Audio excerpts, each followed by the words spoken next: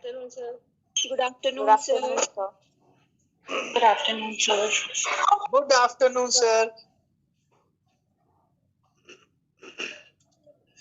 तो आप लोगों को स्क्रीन पर कोई भी पढ़ा देता है. Do you know about your faculties? Recording stopped. वे अपनी फैकल्टी के बारे में पता रहता है आपको? कौन कौन फैकल्टी हैं? सेकंड ईयर में आप हो गए हैं. बड़ा वेग सा क्वेश्चन है, बट कई बार स्टूडेंट्स मैसेज करते हैं तो लगता है ऐसा कि that they are not aware about faculty, like those are teaching them. Sir आपके बारे में तो सब शुरू से पता है. नहीं, मेरे बारे में अकेले मेरे बारे में नहीं. Like how many faculties are teaching you and who are they actually?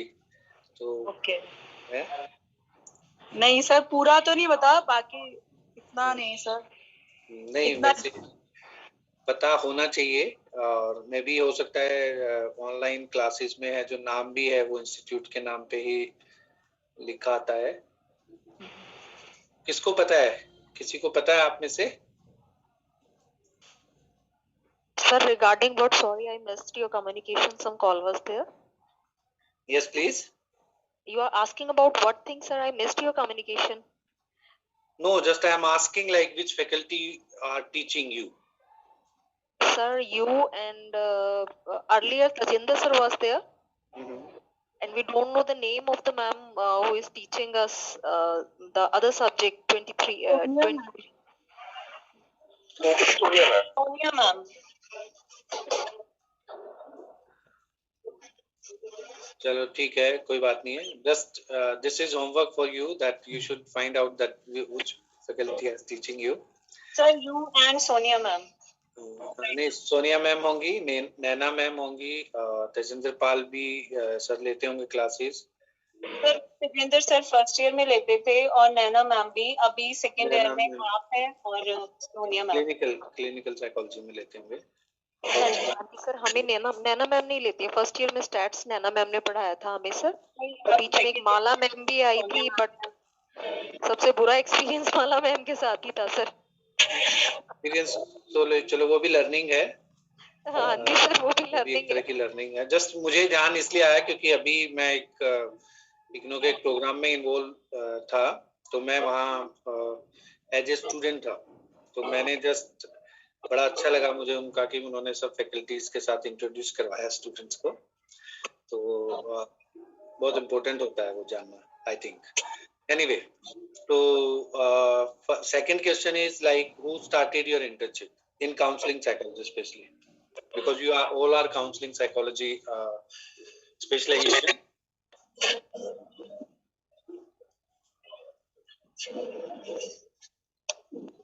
Sir, actually I tried to find out if we can get internship from somewhere, but everyone is saying no to offline internships. अभी है वैसे तो जो centres हैं, may be that hospitals में OPD अभी start नहीं हुई है, लेकिन जो सेंटर्स हैं वो स्टार्ट हो चुके हैं दिल्ली में. Sir, centers are also not doing it. Like I did a course from Sanjeevani, a course in counseling. So I reached out to them to ask if they will be giving out counseling internship. But they are saying that not only them, but nobody is doing it. नहीं, काफी student ने start किया है. Which center you are talking about? Sanjeevani. Where it is? Paschim Bihar. Yes, sir, it is in multiple places. तो पश्चिम बिहार भी है, ये एकला इंडस्ट्रियल एरिया जो है वहाँ पर भी है. It's in South Delhi. Those are like if you are contributing any fees, like there are so many places that you can go, no problem. But again, my suggestion is that whatever you are giving your energy, like investing something, so you should learn more and more. तो ज्यादातर जो setups हैं जो particularly counselling के लिए काम करते हैं उनमें जाओ. जैसे कल किसी ने मेरे से पूछा था कि एक एनजीओ है, तो उस एनजीओ में क्या सीखेंगे. अभी वो एनजीओ काम ही नहीं कर रहा होगा. अगर वो एनजीओ मान लो खाना बांट रहा है सोसाइटी में, तो उसमें आपका साइकोलॉजी का कोई रोल नहीं है. ठीक है. और दूसरा जो लर्नर जो आप एज ए स्टूडेंट हैं, like if you are under doing your internship under any supervision, तो वो जो सुपरवाइजर है वो कौन है, वो बहुत इंपॉर्टेंट मैटर करता है। आपकी जो लर्निंग है वो उससे मालूम होती है। And had your project synopsis session also? No sir, not yet. अच्छा, वो ना हुआ नहीं है क्योंकि कल मैसेज आया था। चलो ठीक है, कोई बात नहीं। Sir, but it's very risky to go out and do an internship right now. I mean, मेरे घर पे तो 4 generations of people are here, and I'm sure सबके साथ ये problem हो रही है कि offline तो like my parents are also not agreeing कि मैं बाहर जाके for 240 hours that I spend time somewhere, even if we get internship somewhere. तो फिर भी सर इस टाइम पे तो थर्ड वेव जो प्रिडिक्ट हो रही है, इट्स वेरी डिफिकल्ट।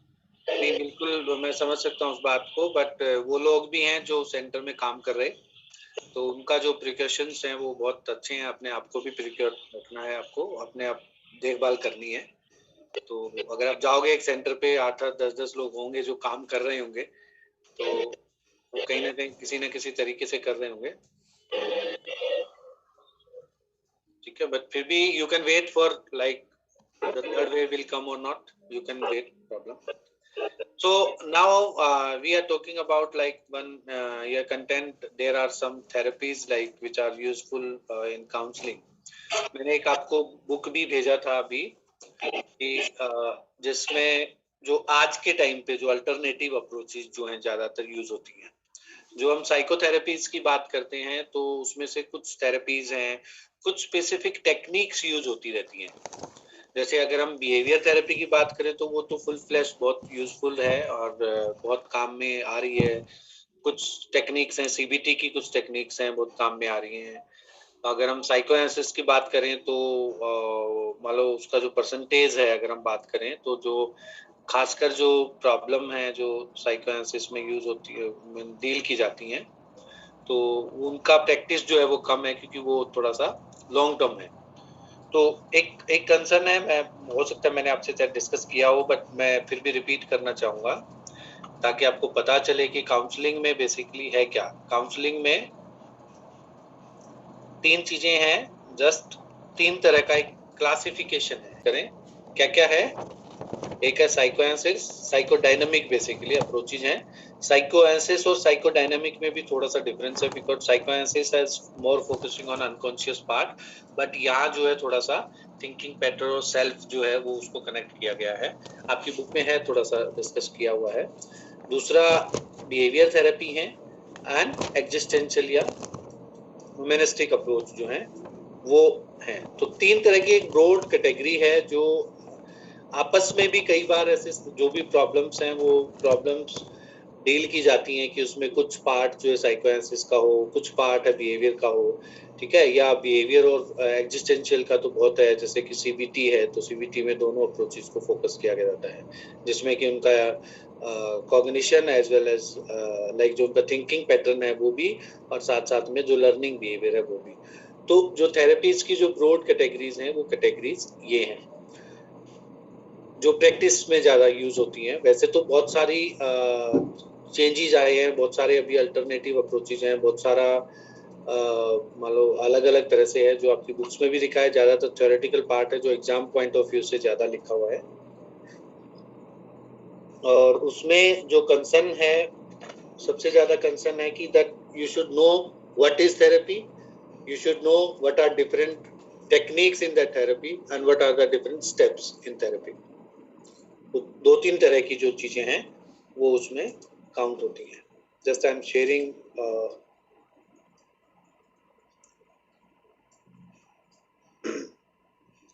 तो एक जो है साइकोएनालिसिस है, साइकोडायनामिक एंड साइकोथेरेपीज। तो साइकोथेरेपी जो है, साइकोथेरेपीज बेसिकली और बहुत सारी टेक्निक्स, जो भी टेक्निक्स यूज होती हैं, जो मान लो साइकोलॉजी में जितने भी काउंसलिंग अप्रोचेस हैं उनको साइकोथेरेपी बोला गया है। साइकोएनालिसिस जो मान लो फ्रेड से रिलेटेड जो है, ज्यादा मैं साइकोएनालिसिस जो अनकॉन्शियस पार्ट और जो मान लो हिडन पार्ट को जो है फोकस करती है। और this is long term techniques using बहुत सारे केसेस में है, एसेंशियल हो जाती है साइकोएनालिसिस है। और कुछ साइकोडायनेमिक अप्रोचेज हैं जिसमें जैसे इंडिविजुअल साइकोलॉजी है, रियल साइकोलॉजी है, और आपका जो पोस्ट फ्रेडियन जो अप्रोचेज, ठीक है, जो फ्रॉइड थे उनके डॉटर थी, उन्होंने भी काफी, जैसे फ्रॉइड ने जो स्टेजेस दिए हैं, 5 स्टेजेस हैं साइकोसेक्सुअल डेवलपमेंट की, उसने स्ट्रक्चर ऑफ पर्सनालिटी बताया है, ईड, ईगो, सुपर ईगो, और उसने जो पर्सनैलिटी के जो डिटर्मिनेंट्स हैं, जो particularly unconscious, pre conscious and consciousness जो है, उसके बारे में ज्यादा फोकस किया गया है। उसी के साथ में कुछ ऐसी टेक्निक्स भी दी हैं, जैसे फ्री एसोसिएशन है, ड्रीम एनालिसिस है, इंटरप्रिटेशन है, ट्रांसपेरेंसी है, काउंटर ट्रांसपेरेंसी है। ये कुछ टेक्निक्स हैं जो पर्टिकुलरली एक रिलेशनशिप, जो क्लाइंट के साथ में जो रिलेशनशिप होता है उसके बारे में बात करती हैं, ठीक है। तो ओवरव्यू है, वैसे तो आपको पढ़ना है ये, बट फिर भी कुछ थोड़ा थोड़ा ओवरव्यू हम ले लेते हैं इन अप्रोचेज का, कि आपको क्लैरिटी हो कि क्या क्या अप्रोचेज हैं, कौन कौन सी ऐसी अप्रोचेज हैं जो हम काउंसलिंग में यूज करते हैं। तो ज्यादातर, अगर जैसे हमने पहले भी शायद बात की थी, साइकोथेरेपी जो है वो पर्टिकुलरली ये बेसिक जो गोल हैं, उसके जो कैरेक्टरिस्टिक्स हैं, कि प्रेजेंट से पहले पास्ट की तरफ ज्यादा फोकस करता है, इनसाइट डेवलप करता है, ठीक है, अवेयरनेस देता है, ठीक है। थेरेपीज जो है डिपेंडेंसी नहीं होती थेरेपीज की, और जो थेरेपिस्ट का रोल है वो एक एज एक्सपर्ट हो। अदरवाइज बहुत बार ऐसा भी होता है कि अगर हम नॉर्मली अगर काउंसलिंग की बात करें तो कि उसका कोई भी बिहेवियर होता है, किसी भी तरह का बिहेवियर होता है, तो एक डिपेंडेंसी हो जाती है, जैसे हमारी किसी डॉक्टर्स के पास हो जाती है। जो लोग मेडिसिन लेते हैं, ज्यादा फोकस करते हैं, बहुत सारे लोग मैंने देखे हैं जो मेडिसिन पे बहुत फोकस करते हैं, थोड़ा सा कोई प्रॉब्लम हो जाता है तो वो मेडिसिन कुछ भी, एक गोली, 2 गोली स्टार्ट कर लेते हैं। somebody want to say something? मुझे आवाज आ रही है कुछ। यस, रशिका। नहीं, तो ये साइकोथेरेपी जो है वो सिस्टमेटिक इंटरेक्शन है between therapist and client, and very important जो हम बात करते हैं कि रेपो एस्टैब्लिशमेंट। अब रेपो एस्टैब्लिश करना ही एक बहुत बड़ा टास्क है थेरेपी में, और वो जितना ज्यादा, डू यू थिंक दैट कि भी अगर एक आपस में जो इंटरपर्सनल प्रोफेशनल रिलेशनशिप डेवलप होता है, उसका इम्पैक्ट थेरेपी पे पड़ेगा या ट्रीटमेंट पे पड़ेगा? अगर रिलेशन अच्छा होगा तभी तो क्लाइंट खुल के अपना सब हमें बता पाएगा, अदरवाइज तो it would not be possible. बिल्कुल, ये भी नहीं है कि भी हम जस्ट वांट टू नो और जो भी है, बट एक इंटरपर्सनल रिलेशनशिप जो है, जो प्रोफेशनल रिलेशनशिप जो है वो डेवलप होता है, तो उसमें जो ट्रस्ट, फेथ और एक पर्टिकुलर जो एक सिक्योरिटी फील करता है, तो डेफिनेटली जैसे बताया एक्सप्रेस करना शुरू कर देता है क्लाइंट है, और उसको जो इनपुट आप देंगे, सपोज अगर हम कोई भी डॉक्टर है, अगर वो हमें फेथ है उस चीज पे और वो हमें पता है कि ये बहुत अच्छी मेडिसिन देता है, तो आप वो प्लेसिबो भी देगा, कोई ऐसे प्लेसिबो, मान लो कोई मेडिसिन नहीं, ऐसे ही उन्होंने कोई साल्ट दे दिया, तो वो भी कहीं ना कहीं असर करता है, तो वो क्या है, साइकोलॉजिकल सिस्टम क्रिएट हो जाता है वहाँ पे। तो इसी तरह से जो साइकोथेरेपीज हैं उसमें बहुत बड़ा रोल है आपके जो प्रोफेशनल रिलेशनशिप है, जो क्लाइंट और थेरेपिस्ट का जो रिलेशनशिप है, उसमें बहुत बड़ा इम्पैक्ट है उस चीज का। एक सिस्टमेटिक इंटरेक्शन है ये, बेस्ड ऑन साइकोलॉजिकल प्रिंसिपल्स, क्योंकि हम जब बात करते हैं थेरेपीज की, तो एक नॉर्मल जर्नल काउंसलिंग है कि मान लो कोई भी किसी का कोई स्ट्रेस में बैठा है और आप मान लो उसको काउंसिल करने लगे, और एक साइकोथेरेपी है, तो दोनों में क्या डिफरेंस है? That is based on psychological principle. अगर हम एक सिंपल काउंसलिंग की बात करें तो वो क्या है, that the individual want to give some like pleasure feeling to other person. एक आदमी जो मान लो हम बैठे हैं पास में और कोई हमारे पास में कोई स्ट्रेस है, कोई भी टेंशन है, कोई भी ऐसी प्रॉब्लम है, उसको जब हम डील करते हैं तो हम हमारी कोशिश क्या रहती है, ज्यादातर फोर्स क्या रहता है भाई, आप जब भी काउंसलिंग करते हैं, आप में से बहुत सारे स्मार्ट फ्यूचर साइकोलॉजिस्ट हैं और अभी भी बहुत सारी अपने आसपास में पूरा फैला रखा होगा कि that you are studying psychology, तो आप करते भी होंगे काउंसलिंग है, तो वो काउंसलिंग का मेन मोटिव क्या रहता है? मतलब एक इंडिविजुअल का आप में से अगर मान लो कोई काउंसलिंग करे तो मेन मोटिव क्या रहता है?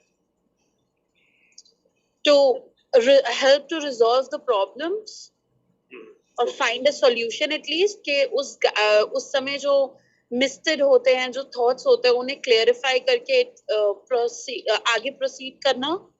बिल्कुल सही बोला रशिका. मैं अगर पूछूं आपसे रशिका सर की, एक और चीज है, हाँ सॉरी सर इंटरप्ट कर रही हूँ, एक और चीज है कि सर हम जो भी अपना व्यूज देते हैं, जो भी सामने वाले बंदे को बताते हैं या कुछ भी करते हैं, तो हम उसे पूरा मोटिवेटली सारी चीजें बोले, कि मतलब उसे पूरा रेनफोर्स कर दे कि उसे सारी चीजें समझ भी आए और वो अच्छी तरह अपनी लाइफ में अपनाए भी वो सारी चीजों को.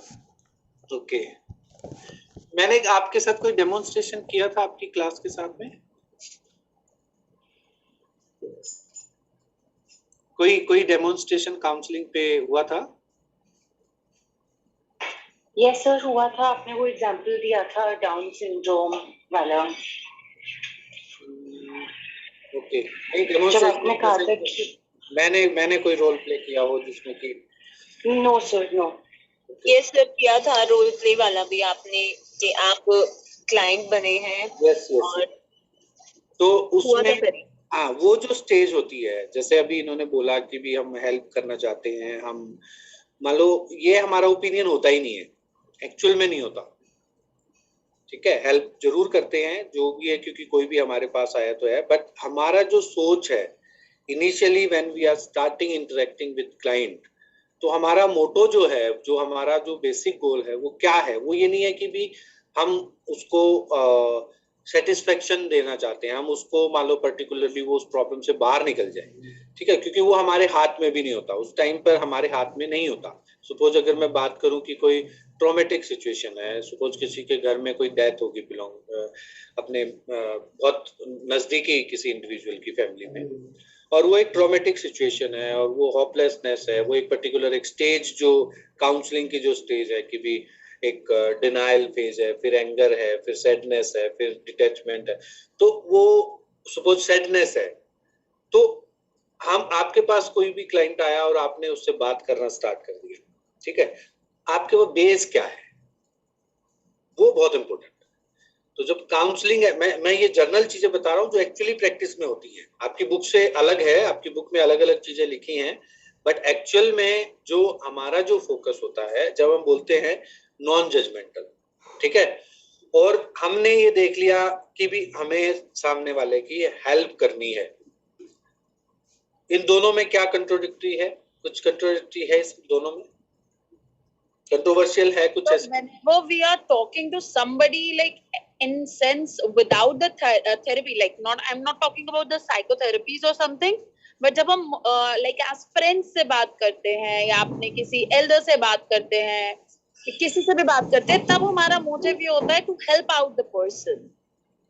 To help out the person. हाँ, मैं यही बात At that time, not in the psychotherapy. Whenever I am looking for a psychotherapy, that goes with different goals. Yes Rashika, counselling की बात कर रहा हूँ मैं, और आप जो बता रहे हैं बिल्कुल सही बता रहे हैं, बट मेरा जो क्वेश्चन है, एक कंट्रोडिक्टरी, एक बेसिकली आपस में जो डिफरेंस है, जो गैप है, उसको समझना बहुत जरूरी है. कि when we are doing counselling, suppose वो एक तरह की काउंसलिंग है ना, जो आप कोई भी आपके सामने रो रहा है, कोई भी उदास बैठा है, कोई भी कुछ करता है, और नॉर्मली करते हैं, नॉट ओनली साइकोलॉजी स्टूडेंट या साइकोलॉजिस्ट, जनरली भी अगर हम बात करें, बड़े बूढ़े भाई बहन, ठीक है, वो करते हैं वो चीजें, वो मान लो कहीं ना कहीं है. बट मेरा क्वेश्चन क्या था जो बहुत इंपॉर्टेंट है, कि उनके मन में क्या रहता है, मान लो वो जो काउंसलिंग कर रहा है, उसके मन में क्या रहता है. वे हम सब लोगों को कभी समझाते हैं, बताते हैं, काउंट करते हैं, तो क्या रहता है मन में? Just I want to ask.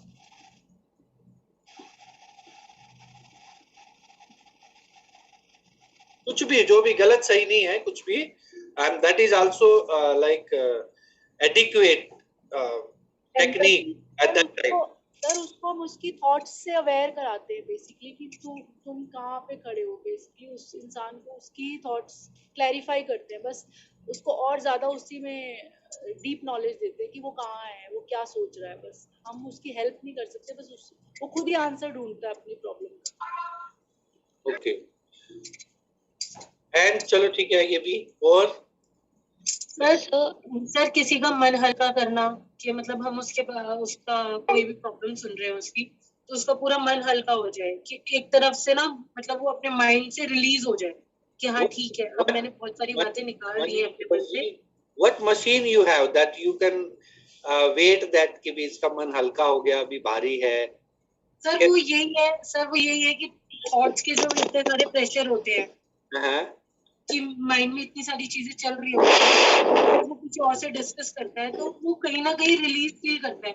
वो हैवी जो उसको हैवी हो रहा होता है ना, वो टेंशन फ्री रिलीज करता है सामने वाला बंदा कि हाँ अब मैंने इसे बताया और कहीं ना कहीं मुझे इसका कोई ना कोई आंसर मिलेगा, कुछ ना कुछ तो मिलेगा सामने वाला।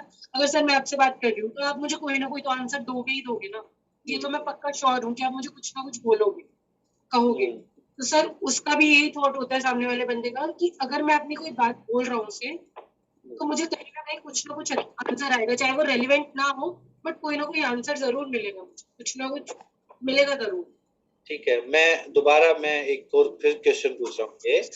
ये तो हमने बात बता दी कि भी जो मान लो सपोज यहाँ है कोई भी पर्सन, हम क्लाइंट नहीं बोल रहे उसको भी, यहाँ वो इंडिविजुअल है, ठीक है, और वो बड़ा उदास है, बड़ा प्रॉब्लम में है, और मान लो वो बहुत प्रॉब्लम है उसको, और यहाँ है काउंसलर, ठीक है। ये मान लो ये फोटो जो बनाई है मेरा बना है, ठीक है, आप ये मत सोचना कि आपका बनाया मैंने, ठीक है, ये ऐसे ही मान लो ये काउंसलर है। तो ये मैं सिंपल ये पूछ रहा हूँ कि जो स्टेट है, मेंटल इमोशंस, मेंटल स्टेट, या जो भी एक पर्टिकुलर अगर हम बात करें, तो इसमें सबसे जो इम्पोर्टेंट है वो क्या है कि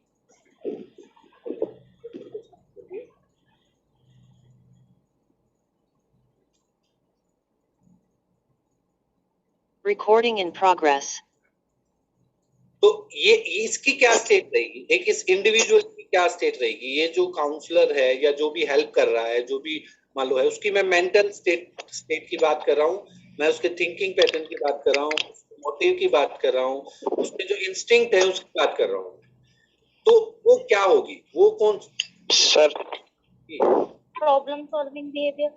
It will be a non-judgmental base. Do you think that when we are interacting with anybody, like suppose मैं आपसे मिलता हूँ रसिका जी, और आई एम इन स्ट्रेस, और मैं आपसे मिलता हूँ, तो पहला जो मोटो है वो क्या रहता है किसी एक पर्सन का? यस, कोई जवाब दे नहीं रहा, मैं जो पूछना चाह रहा हूँ वो ना हो। Unconditional positive regard. Oh, गहरी चीजें। Just to be a listener. So healthy interaction, to establish healthy interaction. Healthy interaction, okay. Sir, patient listening. Okay. But ठीक है, चलो ठीक है, बट ये जो अनकंडीशनल पॉजिटिव रिगार्ड, एम्पैथी, और ये जो चीजें है ना, ये बहुत डेप्थ की चीजें होती हैं। अगर हम we will come with a non-listener to the person.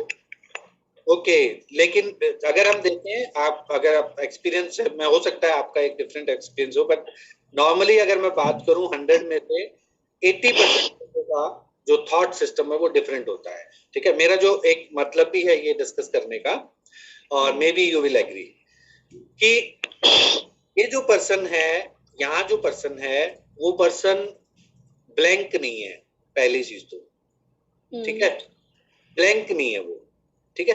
दूसरा, उसका जो भी ये थॉट सिस्टम चल रहा है, उसका फर्स्ट मोटो ये रहता है कि बस चुटकी बजाऊं और मैं जो बोल रहा हूं ना, बस इसके दिमाग के अंदर उतर जाए सब कुछ, बस जैसे तैसे करके वो फोर्स इमोशन हो, अलग अलग रीजन है भी, उसका आपस में इंटरेक्शन कैसा है, ठीक है, अफेक्शन कैसा है उसका, different type of like emotional attachment, कोई भी एक पर्टिकुलरली वो हो सकती है।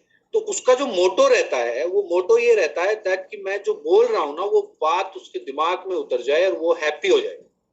मान लो वो इतना, मान लो स्माइल दे और वो हैप्पी हो जाए, पूरा खुश, उसके दिमाग से जो स्ट्रेस बर्डन सिस्टम जो है वो उतर जाए, शांत हो जाए वो बहुत। तो एक मोटो जो रहता है, जब हम हम काउंसलिंग की बात कर रहे हैं, इनफॉर्मल जो काउंसलिंग है, जो पर्टिकुलरली सिंपल काउंसलिंग है, जो आप लोग अभी कर रहे हैं without learning of that particular psychotherapeutic intervention या काउंसलिंग टेक्निक को हटा के। दूसरा, सपोज 9:45 वो पर्सन आपसे मिला है, आपने उसके साथ बात की है 9:59 तक, सपोज, जस्ट मैं बात कर रहा हूं। Now tell me in this 14 minutes what will be the mental state of that particular person, counsellor जिसको हम बोलते हैं, जो काउंसलिंग कर रहा है। सर क्या न्यूट्रल होगी या क्या होनी चाहिए सर? क्या होगी, मतलब अभी जो चल रहे हैं आजकल जो काउंसलिंग का जो प्रोसेस है कि भी आप भूल जाओ कि आप साइकोलॉजी स्टूडेंट हो, या मैं भी भूल जाता हूँ मैं साइकोलॉजी प्रोफेशन से हूँ। हम जब कोई भी प्रॉब्लम से रिलेटेड मिलते हैं, suppose I am psychologist, I know the some therapeutic intervention, और मुझे पता है कि भी ये प्रॉब्लम हो गई है, जैसे अभी जस्ट 2 दिन पहले ही किसी का फोन आया, उनके फैमिली में कुछ एक्सपायर हो गए, तो हम नॉर्मली जो बोलते हैं, जो अपनी तरफ से एक है, क्योंकि भाई कोई बात नहीं है, ये तो भगवान ने किया, ये जो नॉर्मली एक बात करते हैं, या हम मान लो कि उसको कुछ एक्सपेक्टेशंस देते हैं लाइफ की, या जो भी है, जो कन्वर्जेशन होती है, that is also 40 minute conversation, ठीक है, 14 मिनट कन्वर्जेशन। तो ये 14 मिनट की कन्वर्जेशन में एक इस साइकोलॉजी जो काउंसलिंग कर रहा है, जो बातें कर रहा है, वो मम्मी हो सकती है, पापा हो सकता है, भाई हो सकता है, आप हो सकते हैं, अलग अलग तरह का। सर एम्पैथेटिक एम्पैथी है, एम्पैथी कैसी है, लेकिन वो भी एक स्टेज है कि वो जो 14 मिनट का जो स्टेज, उस 14 मिनट के स्टेज में रादर देन एम्पैथी, वहां ज्यादातर जो फोकस है वो सिंपैथेटिक होता है। दया, ओह ये तो बहुत रो रहा है, ओ माय गॉड, ठीक है, ये सारी जो चीजें होती हैं। Is that right to do? नहीं, just I am asking to you this question because but sir अगर द फर्स्ट 15 मिनट्स अगर कोई इंसान के पास कोई आके अपनी, जैसे अगर मैं ही आपके पास आके अपनी प्रॉब्लम डिस्कस करती हूँ, तो आई think you should not be like identifying my problem कि मुझे लिटरली प्रॉब्लम है किस चीज से। No, I am not asking about identification. We will come later Okay. to this also. Okay. Just my purpose is here that we have to understand the psychotherapy and that whatever going on right now in counseling. तो ज्यादातर ऐसा नहीं है कि ये काम नहीं करेगी, ऐसा नहीं है कि भी ये अपना रोल प्ले नहीं कर रहा, या ये ऐसा अपनी रिस्पॉन्सिबिलिटी नहीं निभा रहा। वो ये सोच रहा है कि भी आप बस मेरी जो बात है ना उसको एकदम हो जाए, मैंने बताया ना, मैं समझा रहा हूँ ना, मैं मेरी बात को तो मानेगा ना, मेरी बात को तो, मतलब बहुत सारी ऐसी चीजें होती हैं जिसमें कहीं ना कहीं एक तरह का इमोशनल डोमिनेंस आता है, ठीक है, और वो depend on the problem, depend on the like what are the severity level of that problem. But यहाँ क्या है, काउंसलिंग साइकोथेरेपी में क्या है, just we are giving space, ठीक है। इसीलिए बोला जाता है साइकोलॉजी में, जैसे मेरे नॉन कोई भी क्लाइंट आता है, मैं कभी भी उसको मैं डील नहीं करता, ठीक है। उसका रीजन क्या है सर? बिकॉज जो नोन होते हैं वो इतना खुल के अपनी मतलब सिचुएशन बात नॉन को बता देते हैं, खुल के भी बता देते हैं, बट कहीं ना कहीं बायसनेस, जजमेंट और बायस हो जाते हैं, बायसनेस आती है, ठीक है। और ये भी हमारा एक जजमेंट होता है। सपोज कि अगर मैं किसी से बात कर रहा हूँ और स्टार्टिंग के 14 मिनट, 15 मिनट, 30 मिनट्स, 1 आवर, या फर्स्ट इंटरेक्शन जो है, जब हम हमारे रिलेशन में करते हैं, हमारे नॉन में करते हैं, तो वो जो फर्स्ट इंटरेक्शन होता है बेसिकली वो अगर हम देखे जाए तो उसकी जो स्टेट है, सपोज वो इधर जा रहा है, वो इधर जा रहा है, तो इसकी क्या रहती है, इसकी जो नॉर्मली इनफॉर्मल काउंसलिंग की स्टेज क्या रहती है, वो इसको इधर खींचता है, समझ रहे हैं। तो ये एक साइकोथेरेपी में ऐसा नहीं होता। साइकोथेरेपी में क्या होता है कि एक पर्सन यहाँ खींच रहा है तो वो उसको यहां से पकड़ने की कोशिश करता है, रादर देन वो उसको डायवर्जन दे रहा है, ऐसा नहीं होता। Initially first interaction, second interaction, third interaction, fourth interaction, जो भी एक पर्टिकुलर प्रोसेस है काउंसलिंग का, उसमें क्या है, that person will try to connect here, और वो डायरेक्शन नहीं देता। बट ऐसी काउंसलिंग में क्या होता है कि जहां पर है वो पर्सन, उसको वो डाइवर्ट करने की कोशिश करता है कि नहीं नहीं नहीं ऐसे नहीं ऐसे नहीं ऐसे नहीं ऐसे, जबकि यहां से उसको डाइवर्ट नहीं किया जा सकता। ठीक है, खासकर जो ट्रॉमेटिक सिचुएशन है, अगर हम बात करें, जितनी भी ट्रॉमेटिक सिचुएशन है वो भी एक ट्रोमा है, कोई भी एक स्ट्रेस है, कोई भी एक डिपेंडेंसी होती है, कोई भी एक पर्टिकुलर स्टेज है। तो अगर हम बात करें, सपोज यहाँ शॉक है, डिनायल है, सैडनेस है, एंगर है, ठीक है, डिटैचमेंट है, अडेप्टेशन है, तो हम अगर बोले सपोज एक पर्सन इस स्टेज पे है और हम उसको यहाँ से भी नहीं ले रहे, हम उसको यहाँ भी नहीं ला सकते एकदम कि हमारी बातों से हम उस चीज को अडेप्ट करवा लेंगे कि वो हमारी बातें सुन के वो कर ले। क्यों? उसमें क्या रीजन है कि उसकी जो इमोशनल जो एक सिस्टम जो चल रहा है ना, उसका जो उसका साइकोलॉजिकल इमोशनल जो सिस्टम चल रहा है, उसके लिए that we have to make a space. और हम जो काउंसलिंग, इनफॉर्मल काउंसलिंग की जो मैं बात कर रहा हूं, उसमें क्या होता है कि we are lacking to make that space, हम उस स्पेस को नहीं बनाते। और ज्यादातर मैं बताता हूं, हम डायरेक्टली ये बोलते हैं दिस इज ए प्रॉब्लम, यानी हम जजमेंटल हो जाते हैं। कोई भी उदास बैठा हुआ है और मान लो उदास बैठा है, देख के हम मान लो कि भी जजमेंटल होना, तभी हम जाके उसकी डायरेक्शन को चेंज करने की कोशिश करते हैं। क्यों? दिस इज अ प्रॉब्लम, ये तो मान लो फंसा हुआ है, गड्ढे में फंसा हुआ है और उसको तो हाथ पकड़ के या निकालना है और यहाँ लाना है। ऐसा मोस्टली होता है काउंसलिंग में। इसका सिंपल सा एग्जांपल है, सर्जन देखा होगा आपने कोई, ठीक है, एक सर्जन जो है, आप सर्जन के पास जाएंगे, उसकी क्लिनिक में जाएंगे, बहुत सारे लोग बैठे होते हैं, ठीक है, वहां पर कोई किसी का हाथ कटा होगा, किसी का कुछ कटा होगा, कुछ कटा होगा, और वो बैठे होते हैं, ठीक है।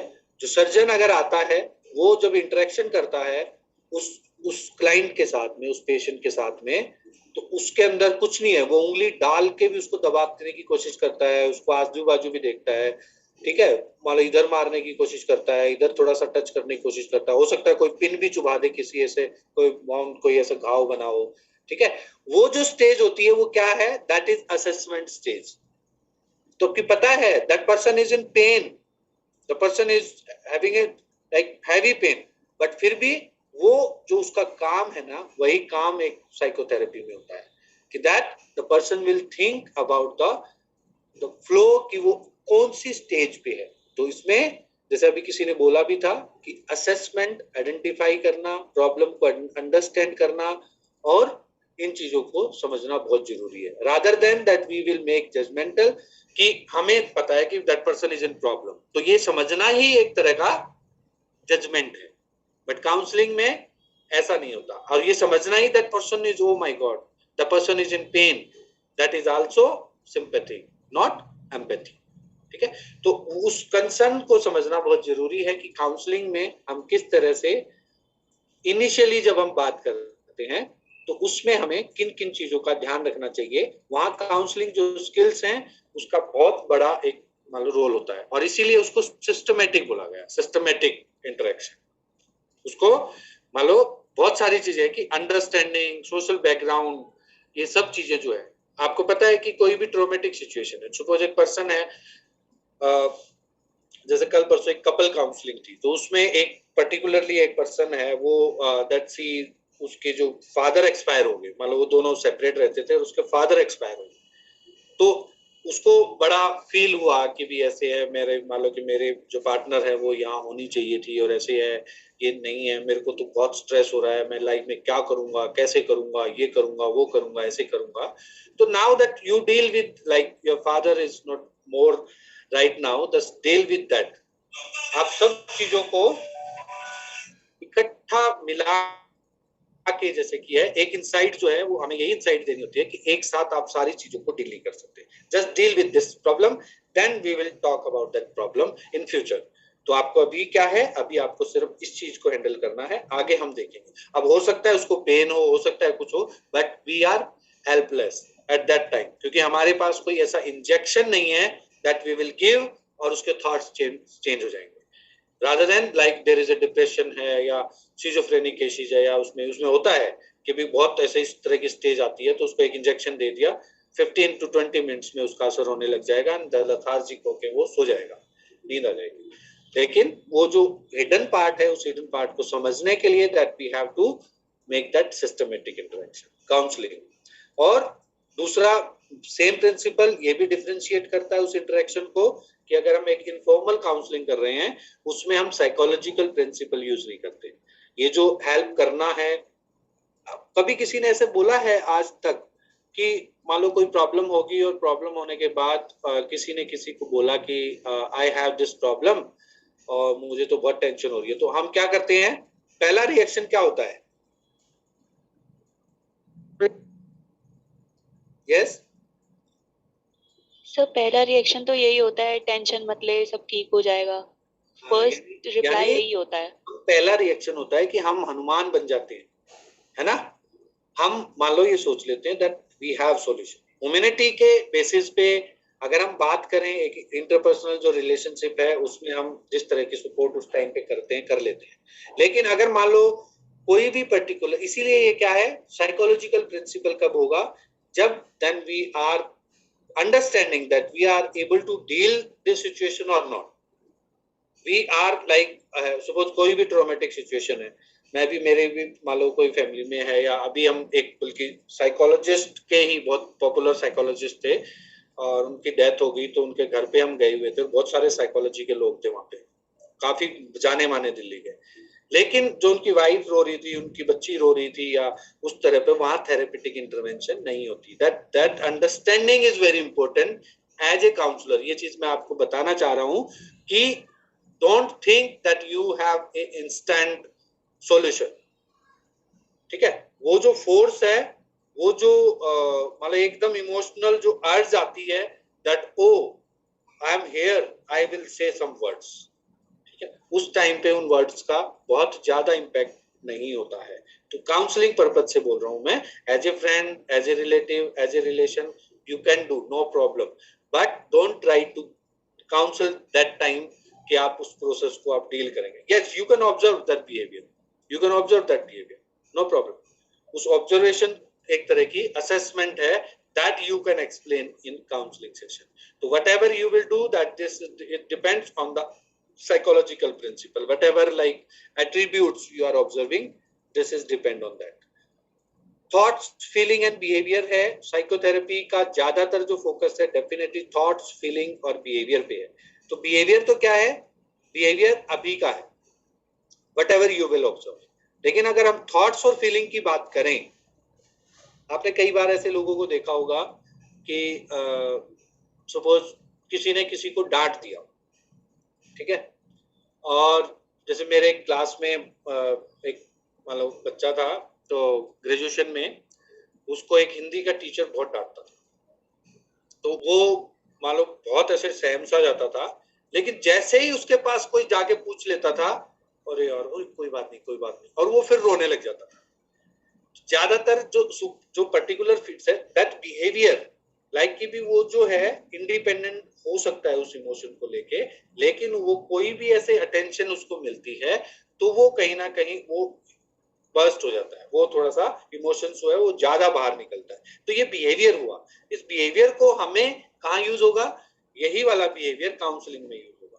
यही वाला बिहेवियर है, क्योंकि जब वो उसके अंदर से निकलेगा, वो अपने आप को एक्सप्रेस करेगा, ज्यादा से ज्यादा एक्सप्रेस करेगा, तो we are able to understand. लेकिन उसकी जो थॉट्स एंड फीलिंग है उस टाइम पे वो डिफरेंट हो सकता है। 10 दिन बाद अगर मिलता है तो उसकी थॉट्स और उसका जो फीलिंग्स हैं वो डिफरेंट मिलेंगी। तो हम क्या कर रहे हैं? हम आज की फीलिंग्स पे काम कर रहे हैं, ठीक है। तो अगर हम देखें, नॉर्मली इसीलिए बोल रहा हूँ मैं, जैसे डॉक्टर का एग्जांपल दिया कि उस डॉक्टर को पता है कि इसका जो जख्म भरने के बाद ही इसको सेटिस्फेक्शन मिलेगा, इसको सुकून मिलेगा, तो इसलिए वो उस चीज के ऊपर फोकस करता है एम्पैथेटिक वे में, कि that purpose is to work on that, जो भी उसकी चोट लगी उस चोट पे काम करना है सर्जन को, वो उस चीज पे फोकस करता है। तो इसी तरह से आपको बहुत सारे मौके मिलेंगे लाइफ में, and that you will do, तो just you have to focus what are psychological principle are there, how the systematic is there, process is systematic और not, and that thoughts, feeling and behaviour, and try to avoid, like you are friends, and बहुत सारे लोग आगे आपके friends बनेंगे और बहुत link होंगे आपके, कि आप काउंसलिंग में लोगों को जानेंगे, तो try it like if you know anyone, just try to refer to another person. You can be a mediator, or you can be like that informer with the consent of that particular person, client, और आप उसका part बन सकते हैं. दूसरा, self psychological disorder, adjustment problem, personal growth है, इनका treatment करना है, वो भी साइकोथेरेपी का एक बहुत बड़ा रोल है. एनीवे, जो भी साइकोथेरेपी, साइकोएसिस की अब बात करें हम, तो साइकोएसिस का बेसिक जो पर्पज है, वो पर्पज क्या है, लाइक एप्लीकेशन क्या है, कि एक तो माइंड को इन्वेस्टिगेट करना, जो theories about human behaviour, how the behaviour is going on, what are the like antecedent, what are like why the person is doing, क्या उसके अनकॉन्शियस और सब चीजें हैं, और जो साइकोलॉजिकल डिसऑर्डर है उनका ट्रीटमेंट करना बेसिक पर्पज होता है. Id, ego, super ego, I think you know very well, first year में भी आपने पढ़ा होगा. That id is basically, what is basic difference? Anybody want to explain id, ego and super ego?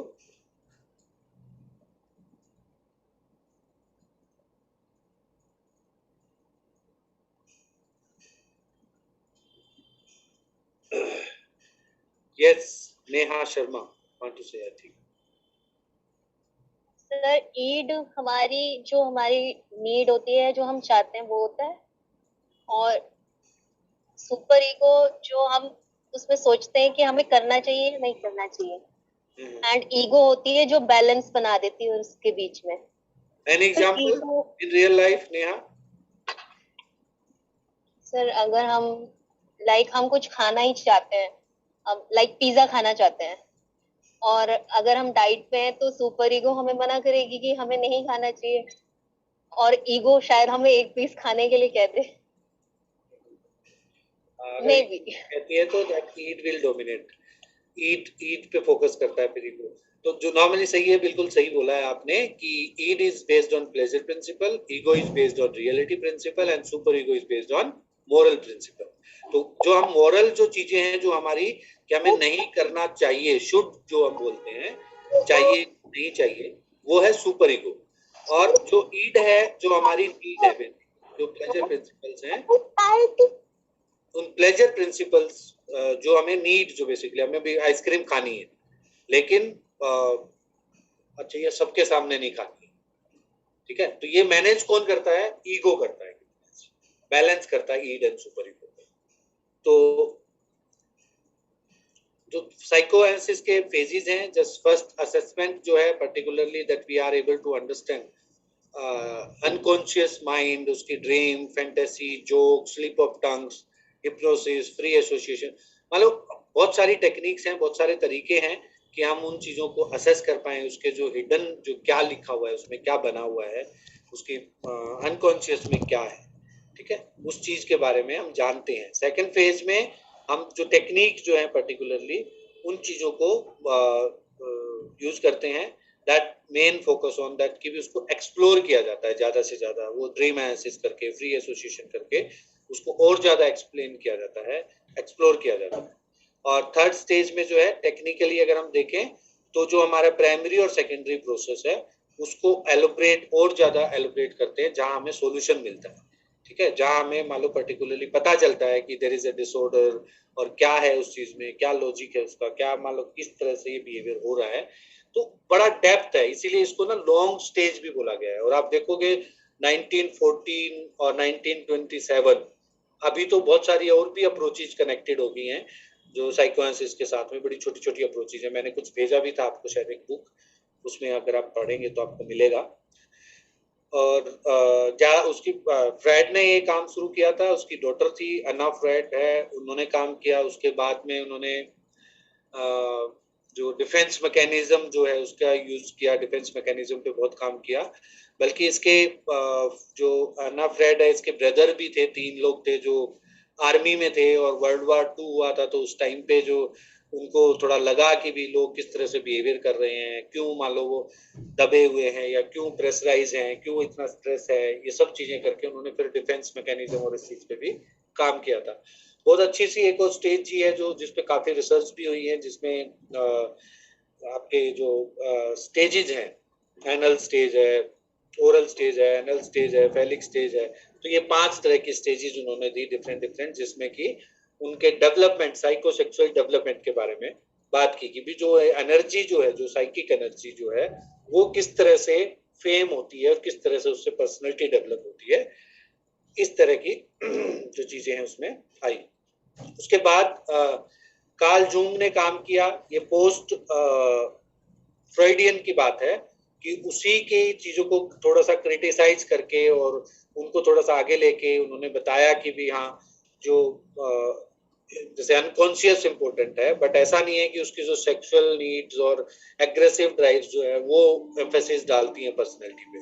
तो उसने उस चीज को बताया कि इन्वायरमेंट का जो बहुत डिफरेंस है, इन्वायरमेंट का भी बहुत फर्क रहता है, कल्चरल का भी बहुत फर्क रहता है, हेरिडिटी का भी फर्क रहता है, और इस तरह से पर्सनैलिटी को उन्होंने थोड़ा सा बताया। एल्फ्रेड एडलर ने इन्होंने तो बड़ा यूनिक सा काम किया कि जो इंडिविजुअल साइकोलॉजी उन्होंने दी, इंडिविजुअल साइकोलॉजी के जन्मदाता हैं एल्फ्रेड एडलर।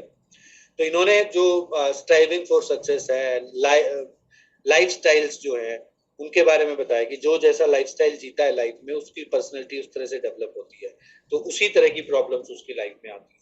और उन्होंने बर्थ ऑर्डर भी बताया कि भी घर में अगर मान लो 2 लोग हैं, तो जो बड़ा है वो थोड़ा डोमिनेंट होता है, थोड़ा सा एग्रेसिव होता है, थोड़ा सा इमोशनल जो है स्टेबल होता है, ठीक है। अलग अलग तरह के ऐसे फीचर्स भी बताए। बाद में उनको भी थोड़ा सा क्रिटिसाइज किया गया कि बर्थ ऑर्डर मैटर नहीं करता, पेरेंटिंग मैटर करती है, इन्वायरमेंट मैटर करता है, उसकी स्कूलिंग मैटर करती है।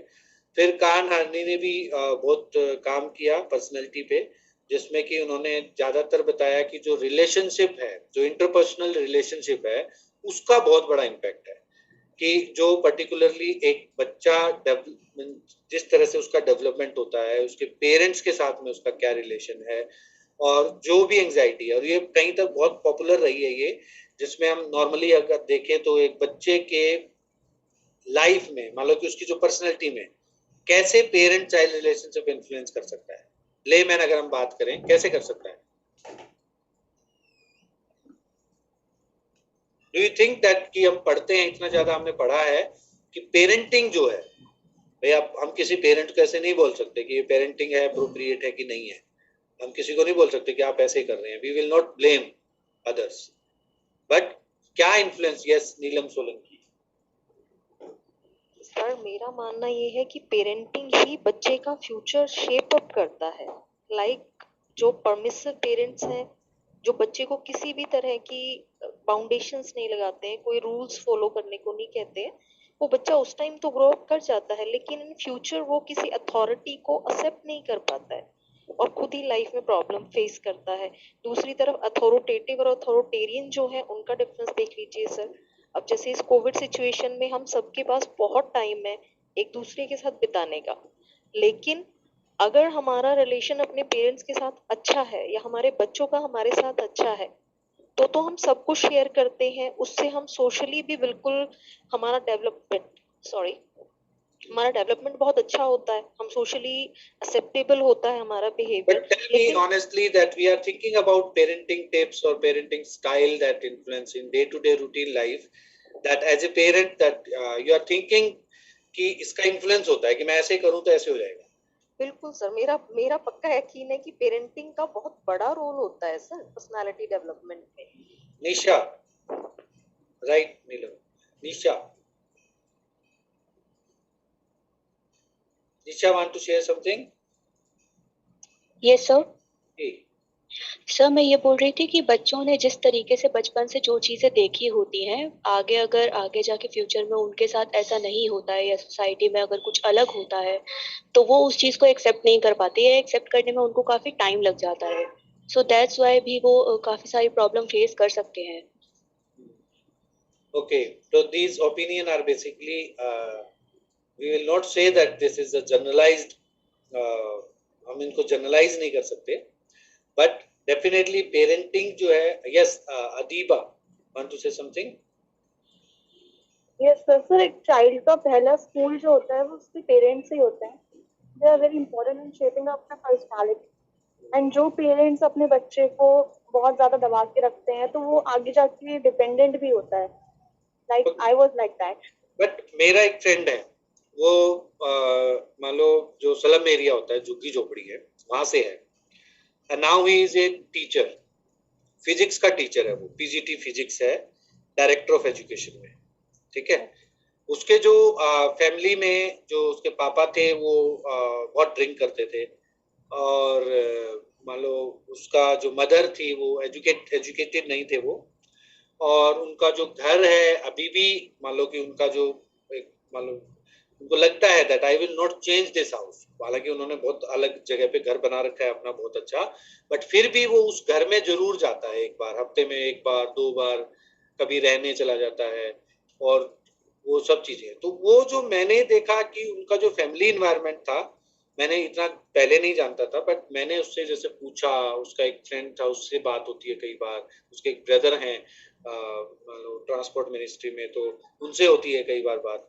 तो वो जो अगर हम देखें जो पेरेंटिंग, जो उस टाइम पे जो पेरेंटिंग थी, they are not aware.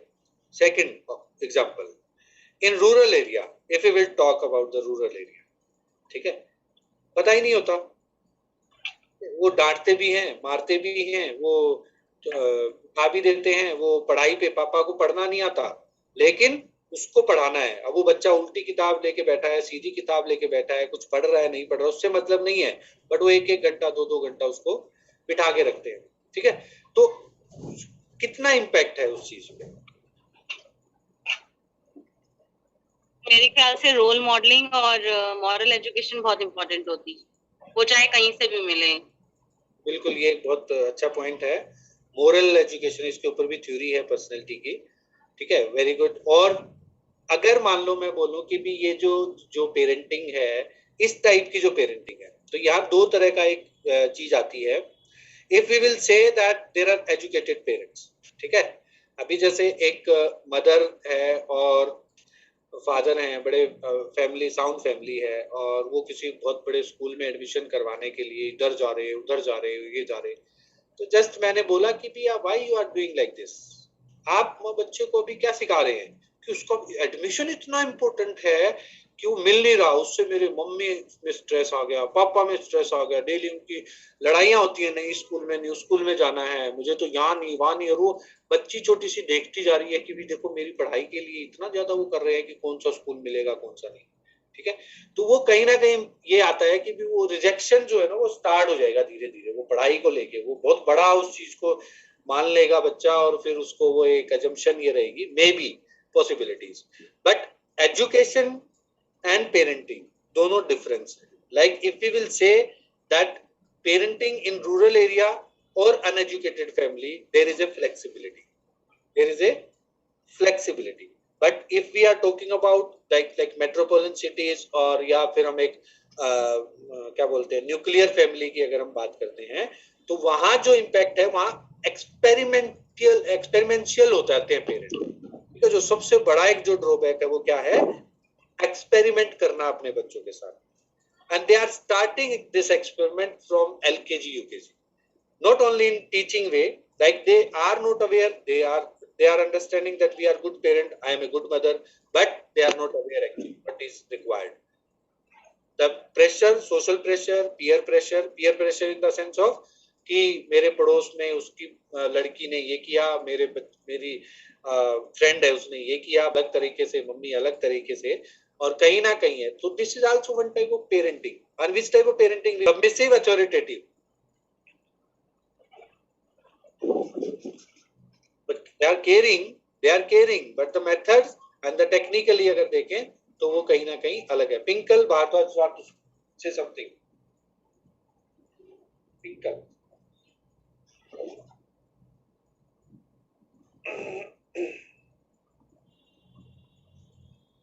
Okay.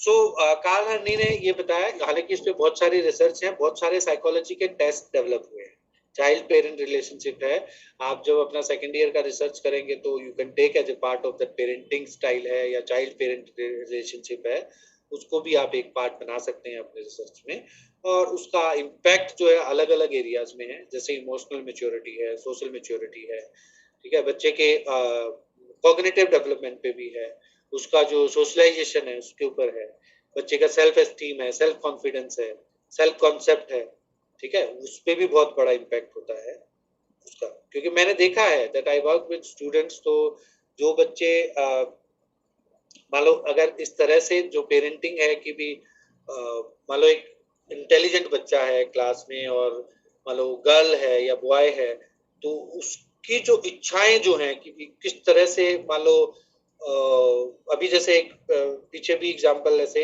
Newspaper में पढ़ा था कि भी पेरेंट्स जो हैं बच्चों को झूठ बोलना कैसे सिखाते हैं, ठीक है, कि टीचर ने कुछ पूछा but parents are not ready today and they are saying we are not available here, तो बच्चे को पता है कि we are available but parent नहीं चाहता, तो यानी कि जो पेरेंट्स नीड है वो डोमिनेंट हो गई है, बच्चे की जो नीड है उस चीज के बारे में ध्यान नहीं दिया जाता। मैंने लास्ट टाइम भी एक एग्जांपल बताया था ना कि पेरेंट ये सोचता है कि मेरा बच्चा ये करे, इस फील्ड में जाए, मेरा बच्चा इस तरह से पढ़े, मेरा बच्चा ये ट्यूशन पढ़े, मेरा बच्चा बच्चे की क्या नीड है उसको देखते हुए अगर उस चीज का डिसीजन होता है तो वो बैलेंस हो जाता है, अदरवाइज वो फोर्स भी बन सकता है, it may be possible, not sure. Erikson क्या है, बहुत सारी स्टेजेस हैं, 8 स्टेजेस दिए हैं एरिक्सन ने, जो खासकर जो एजुकेशन में होंगे तो उन्होंने पढ़ा होगा, सोशल लर्निंग जो है, किस तरह से एक सोशल लर्निंग होती है। कार्ल रोजर है, क्लाइंट सेंटर्ड अप्रोच है, आपका अलग से ही उसमें दिया हुआ है।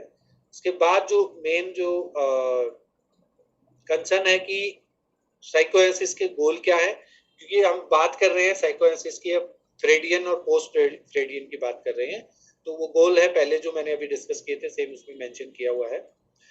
These are the techniques psychoanalysis में, जो फ्राइड ने जो काम किया है उसमें उन्होंने 6 बेसिक टेक्निक्स दी हैं, और नॉर्मली टेक्निक क्या है, जैसे suppose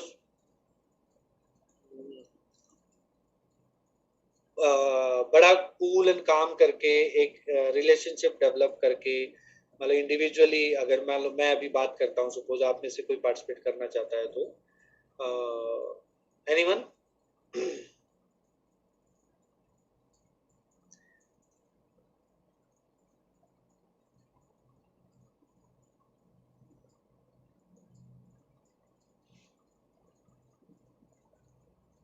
anyone want to participate?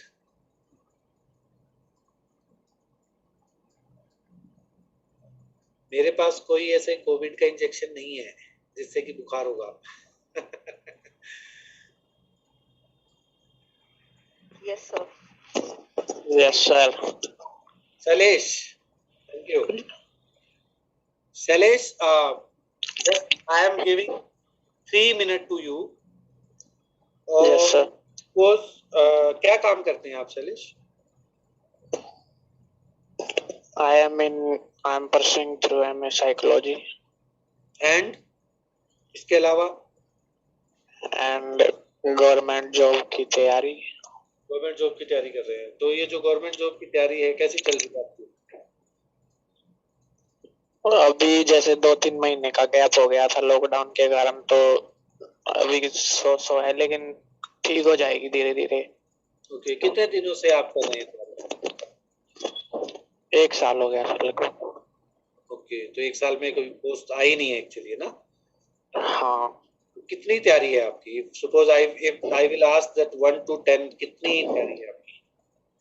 6-7. Okay, so do you think that career is very important for you? Yes sir. कितनी दूर समझते हैं अपने कैरियर को अपने आप से? कितनी दूर है? 6-7 month. 6 month. 7 मतलब less than 9 months. Less than 9 months, यानी कि आपसे जो जॉब है वो 9 मंथ है। Yes sir. तो ओके, तो अभी मैं आपको 3 मिनट दे रहा हूँ, ठीक है? Yes sir. नीलम मैडम आप काउंट करेंगे। आपको कोई भी जो भी आपको मन में आता है आपको 3 मिनट तक वर्ड्स बोलते रहना है। वर्ड्स कुछ भी, कोई भी आपको जो भी दिमाग में आता है आपको बोलना है, ठीक है? मतलब सर कोई टॉपिक या खाली वर्ड्स मान लो सेंटेंस नहीं बोलने, वर्ड्स बोलने।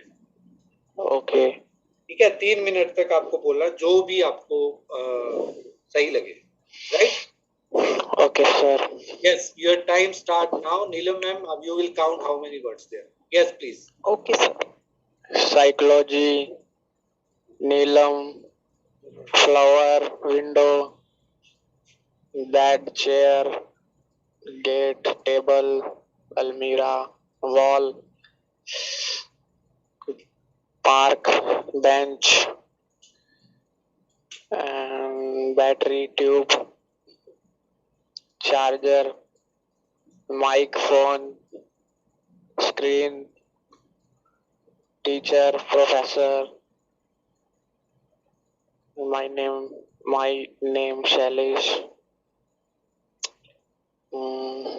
Helmet, laptop, computer, keyboard, mouse, sheet, Okay, these are jack. materials. These are materials. है ना? Yes, sir. Let's just go through that. एक पर्सनैलिटी में, एक वुमन में, एक मतलब एक इंडिविजुअल में क्या होता है ऐसे? Emotional, stressful, aggressive, smiley face,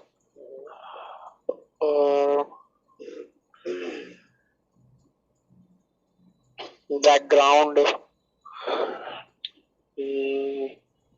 personality, inner thinking, behavior, ego, superego, id, way of talking, way of thinking, way of processing,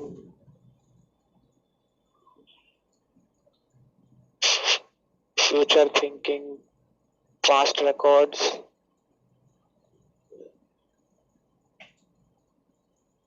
happenings, mishappenings, about individual, and The time is over. Okay, very good. Thank you, Suresh. तो concern is free association, ये इस तरह की technique होती है, but इसमें 2-3 चीजें होती हैं क्योंकि अभी तो हम ऑनलाइन हैं, अदरवाइज उसको बहुत अच्छे से एक पाउच जो है उसका सही बोला जाता है। पाउच सुना है? Counselling pouch? No sir. Couch बोलते, couch sorry, pouch, couch, counselling couch, जो दोनों ही नहीं सुने सर। एक चेयर होती है, एक चेयर की तरह होता है, रिलैक्स बैठ के। देखा होगा ना आपने कई बार मूवीज में ऐसे कि वो एक्टर एक्ट्रेस जो है वो मान लो सी के उस पे बैठ के कोस्टल एरिया में, और वो बैठ जाते हैं बाहर धूप लगाने के लिए, उस तरह का होता है। तो वो काउंसलिंग के लिए होता है पर्टिकुलरली, उस पे बिठा के उसको बड़ा अच्छे से कूल एंड रिलैक्स करके, और फिर धीरे धीरे कनेक्टिविटी दी जाती है कि जो भी असेस्ड जो चीजें होती हैं, जो भी टारगेट जो है कि भी क्या क्या चीजें हैं। जैसे मैंने अभी शैलेश को बोला कि that's don't use like mostly that you are using materialistic चीजें, तो थोड़ा इमोशनल है, तो जस्ट ही स्टार्टेड विद स्ट्रेस, एग्रेशन, और मान लो 4th 5th उन्होंने स्माइल बोला, ठीक है, कि भी पहले मान लो नेगेटिव वर्ड से फिर धीरे धीरे है। दूसरा, ज्यादातर अगर हम लर्निंग पैटर्न भी देखें तो रिसर्च बोलती है, मैं नहीं बोलता, कि ज्यादातर जो है डेप्थ जो अंडरस्टैंडिंग है, जैसे आप अभी अपनी तैयारी भी कर रहे होंगे, तो उस तैयारी में रोट लर्निंग की जगह अंडरस्टैंडिंग जो है, जो मान लो पर्टिकुलरली समझना चीजों को, समझ के उसकी जो प्रोसेसिंग क्या है, उसका जो बैकग्राउंड क्या है चीजों का, उस चीज पे ज्यादा फोकस करो।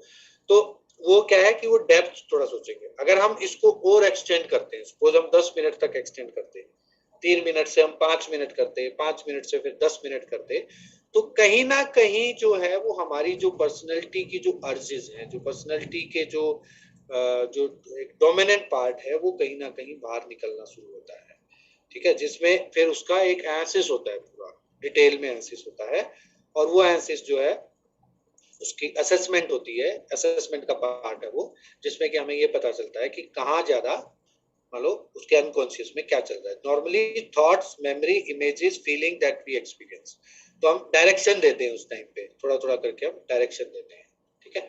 पहला एक होता है जो मान लो उसको एक पर्टिकुलर इस तरह का एनवायरनमेंट हम क्रिएट करते हैं, मीटिंग्स रखते हैं, फिर कंक्लूजन जो सारा चीजें एक फ्रेमवर्क बनाते हैं कि किस तरह से हमें इस चीज को कंडक्ट करना है। फ्री एसोसिएशन काफी यूजफुल है। अगर हिप्नोसिस में भी देखोगे, हिप्नोसिस में भी जो है जब हिप्नोटिक और ये थेरेपी जो है, क्योंकि ये पहले साइकोलॉजी से कनेक्टेड थी, तो ये भी खुद भी हिप्नोथेरेपी पे बहुत फोकस करते थे फ्राइड, तो वहाँ फोकस होता है, तो वो भी इस तरह की assumptions हमें मिलती हैं।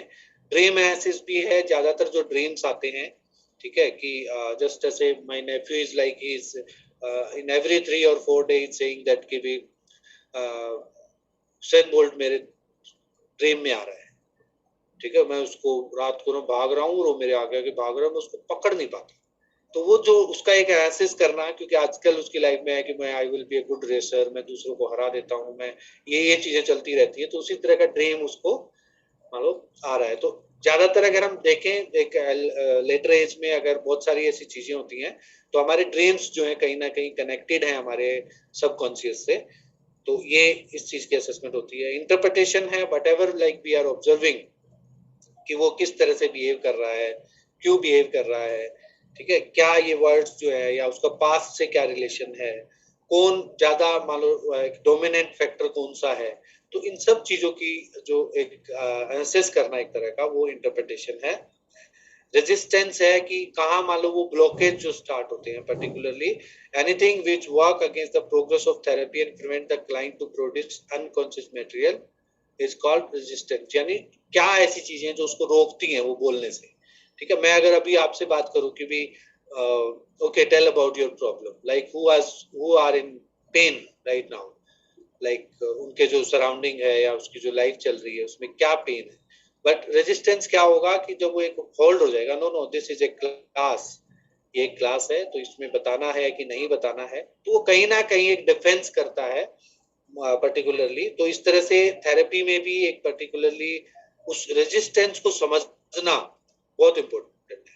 जैसे हम समझते हैं कोई झूठ बोलता है, तो आप किस तरह से उसके बिहेवियर ऑब्जर्वेशन करके आप पकड़ सकते हैं कि वो झूठ बोल रहा है कि नहीं बोल रहा।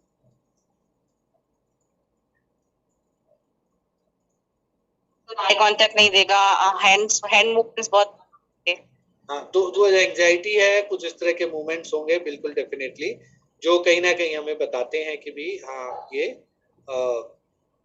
मान लो झूठ बोल रहा है या कुछ छुपा रहा है, ऐसे बोलते हैं ना कुछ छुपा रहा है, तो वो उस तरह की चीजें, वो रेजिस्टेंस है, उस रेजिस्टेंस से बाहर निकालना होता है इसमें। और एक होता है ट्रांसपेरेंसी है।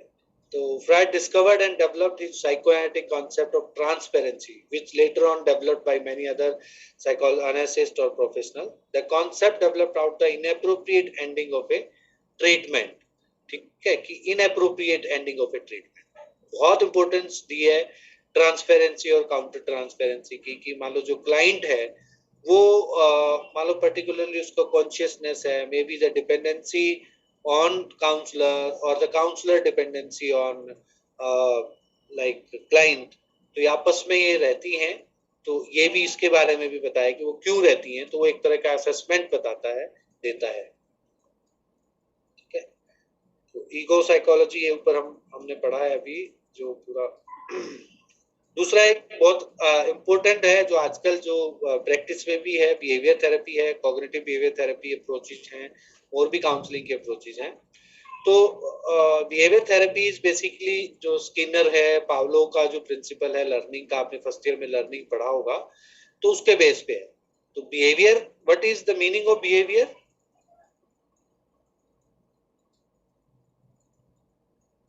सर आप कौन सी सिचुएशन में कैसा रिएक्ट कर रहे हैं वो बिहेवियर। Yes, okay. और लाइक सिंपल बिहेवियर के बारे में आपसे कोई पूछे तो just say which we can observe, we can measure, ठीक है, and behaviour is based on learning. तो ये जो भी चीजें डेवलप होती हैं, जैसे हमने पढ़ा अभी, आप बताया भी कि पेरेंट्स का इस तरह से रोल रहता है, इन्वायरमेंटल फैक्टर इस तरह से हैं, इंडिविजुअल अगर हम इमोशनल फैक्टर भी हैं, ठीक है, जैसे एग्रेशन है, aggression is also one behaviour, तो वो क्यों है, उसका जो इमोशनल फोर्स क्या है, ट्रिगर्स क्या है, तो ये सारा का सारा जो प्रोसेस है वो प्रोसेस बेस्ड ऑन लर्निंग है।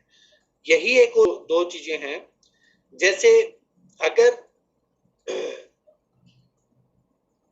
किसी को पेन है, ठीक है, और वो बहुत अच्छे से अपने स्टमक को पकड़ के और मान लो लेट रहा है, कलाबातियां कर रहा है, वो मान लो इधर जा रहा है उधर जा रहा है, ठीक है, एक ये बिहेवियर है, और एक जो पर्टिकुलरली कि उसका बिहेवियर है कि बार बार वो पेट पकड़ के ऐसे बैठ जाता है, सिंपल। तो प्रॉब्लम बिहेवियर का मतलब क्या है, that we have to find out that antecedent factor, कि उसके जो एबीसी जो है, एबीसी आपको पता है,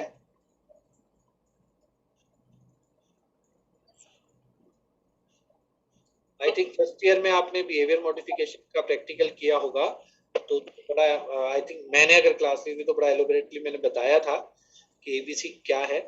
तो यहाँ पे थोड़ा सा और ऐड कर दिया इन्होंने, DEV लगा दिया, ठीक है, यहाँ बी को बिलीव बोला है, जो हमारे जैसे खासकर कॉग्निटिव थेरेपी की अगर हम बात करें तो कुछ ऐसे फैक्टर्स होते हैं, एंटीसीडेंट फैक्टर हैं, ट्रिगर हैं, जिसकी वजह से बिलीव क्रिएट होता है। तो बिलीव का मतलब क्या है, थिंकिंग पैटर्न, थॉट्स, उसके बाद क्या इवेंट होता है, इवेंट इज कॉन्सिक्वेंसेस, और उसके बाद में जो ए और बी सी हमने जो इसमें पढ़ा है, जो बिहेवियर मॉडिफिकेशन में पढ़ा है, तो उसमें हमने क्या पढ़ा है, बिहेवियर मॉडिफिकेशन में फोकस होता है antecedent factor, behaviour and consequences, यानी कोई भी बिहेवियर होता है तो उसके पीछे रीजंस होते हैं, ठीक है। और यहाँ अगर हम कॉग्निटिव बिहेवियर थेरेपी, यानी वो बिहेवियर करने से पहले उसका बिलीफ है कि भी इस तरह से करना है, तो वो जो एक्टिवेटिंग इवेंट है जिसको हम एंटीसीडेंट फैक्टर भी बोलते हैं, that is something happen to you in and your environment around you, क्या हो रहा है, क्यों हुआ, कैसे हुआ, फिर बिलीफ डेवलप होता है, that you have a belief और interpretation regarding the activating event, कि उसके बेसिस पे आपने जो भी इंटरप्रेट किया उसके बेसिस पे किस तरह का बिलीफ डेवलप होता है, सोच डेवलप होती है, फिर उसके मान लो इवेंट क्या है, कॉन्सिक्वेंसेस क्या है, उस बिलीफ के बेसिस पे मान लो क्या फीलिंग और क्या बिहेवियर बाद में होते हैं। फिर उसके बाद जो है डिस्प्यूटेशन ऑफ बिलीव्स, ये एक और अलग से डी ऐड कर दिया कि डिस्प्यूटेशन होता है कि challenge your belief to create new consequences. मान लो कोई भी पर्टिकुलर बिहेवियर है कि कोई भी ऐसा रीजन है, सपोज कोई एंजाइटी है, वो एंजाइटी क्यों है, या किसी का एक मानना है कि मुझे बार बार हाथ धोने हैं, ये एक बिलीफ बना हुआ है उसको, ठीक है, वो रीजन क्या है, एक एंजाइटी है, ठीक है। एक बार थोड़ा सा इसको एलोबरेटली समझना, ये सीबीटी का जो मेन फोकस जो है वो इसी चीज पे है।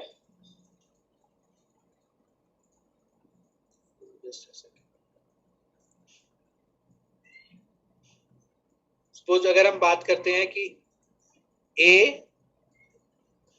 B C D and E, तो ए क्या है, ए रीजन है कि भी किसी को ओसीडी है, OCD you know about OCD क्या होता है, obsessive compulsive disorder, this is the one type of anxiety disorder where the obsession and compulsion will be there due to anxiety.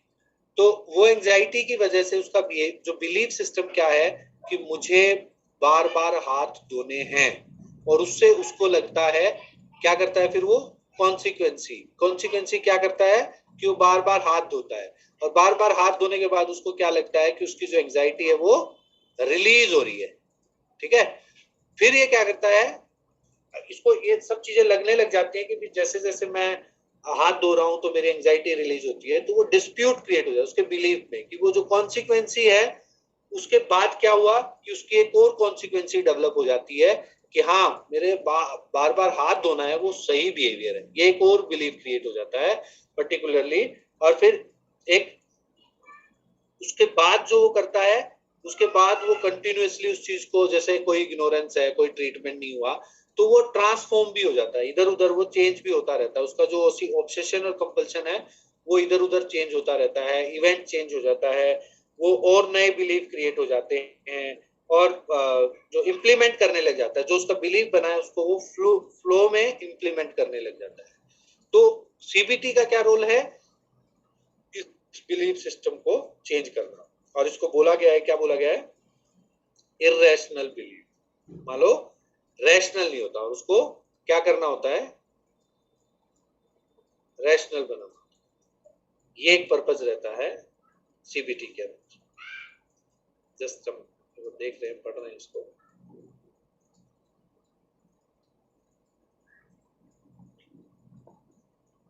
तो बिहेवियर थेरेपी जो है, स्किनर ने, Pavlov ने बहुत काम किया है। ज्यादातर जो बिहेवियर थेरेपी है कहाँ काम होती है, maladaptive behaviour, problem behaviour जिसको हम बोलते हैं, जो नॉर्मल डेविएंट होता है, जो दूसरों से अलग होता है बिहेवियर, जो एक्सेप्टेबल नहीं होता सोसाइटी के, ठीक है, तो वो उसका क्या बेस है, जो भी डेवलप हुआ प्रॉब्लम बिहेवियर डेवलप हुआ तो उसका क्या बेस है, उसका क्या एंटीसीडेंट फैक्टर है, कैसे डेवलप हुआ, तो उसको करना क्या होता है, बिहेवियर है। दूसरा बिहेवियर एनालिसिस क्या होता है, that we are understanding in detail, that we are understanding like what, when, why, where, with whom, किसके साथ हो रहा है, क्यों हो रहा है, कब हो रहा है, उसकी क्या ड्यूरेशन है, क्या फ्रीक्वेंसी है, इस चीज को जब हम देखते हैं that is called behaviour analysis. तो जोसेफ एंड वॉल्फ ने है ज्यादातर पावलोव की जो टेक्निक्स थी उसी से मान लो एक एक्सपेरिमेंट किया था न्यूरोसिस इन कैट्स करके, कि किस तरह से उनका न्यूरोसिस हटाया जा सकता है, जैसे कोई एंजाइटी है या कोई पर्टिकुलर ऐसा बिहेवियर है किस तरह से कम किया जा सकता है। तो उन्होंने एक एक्सपेरिमेंट किया था और वो पावलोव का जो प्रिंसिपल है, लर्निंग जो प्रिंसिपल है, उसके बेसिस पे उन्होंने किया। बहुत पॉपुलर टेक्निक है, जितना भी साइकोलॉजिकल डिसऑर्डर्स हैं, बिहेवियरल प्रॉब्लम्स हैं, डिसेबिलिटीज हैं, उसमें बहुत यूजफुल रहता है। बीएफ स्किनर ने बहुत काम किया है लर्निंग पे। कुछ टेक्निक्स हैं जो पर्टिकुलरली कुछ ऐसी टेक्निक है जो कि एंजाइटी जो रिस्पॉन्सेज हैं उनको वो रिड्यूस करती है। कुछ ऐसी टेक्निक्स हैं जो जो पर्टिकुलरली स्टिमुलाई जो है उस स्टिमुलस पे इफेक्ट करती हैं। तो सिस्टमेटिक डिसेंसिटाइजेशन एक टेक्निक है जो जोसेफ वॉल्फ ने ही इंट्रोड्यूस किया था 1958 में। आजकल तो बहुत सारी ऐसी टेक्निक है। सिस्टमेटिक डिसेंसिटाइजेशन है जिसमें वर्बल क्या है ये टेक्निक कि ऐसे ही किसी एक क्लाइंट को लेटा के और उसको जस्ट उसके बारे में सोचना, उस एंजाइटी के बारे में या उस प्रॉब्लम के बारे में या कोई भी स्ट्रेस है उस बारे में सोचना। जैसे कि किसी एक को हाइट से फोबिया है, हाइट से डर लगता है, फोबिया है, तो उसको मान लो इमेजिनेशन से एक बहुत आराम से उसको बिठा के रिलैक्स मोड में और एक बंद कमरे से में और उसको धीरे धीरे उस चीजों का थोड़ा थोड़ा एक्सपोजर देना। पहले थॉट्स देना कि भी ओके, जैसे आप सोचो कि आप एक मान लो स्टूल पे खड़े हैं और आपके जो नीचे पानी है और आप स्टूल से अगर जंप करते हैं तो आपको कैसे चोट लगेगी, क्या क्या चोट लग सकती है। तो वो बोलेगा कि नहीं मुझे चोट नहीं लग सकती, मैं पानी में जाऊंगा तो पानी से चोट नहीं लगेगी।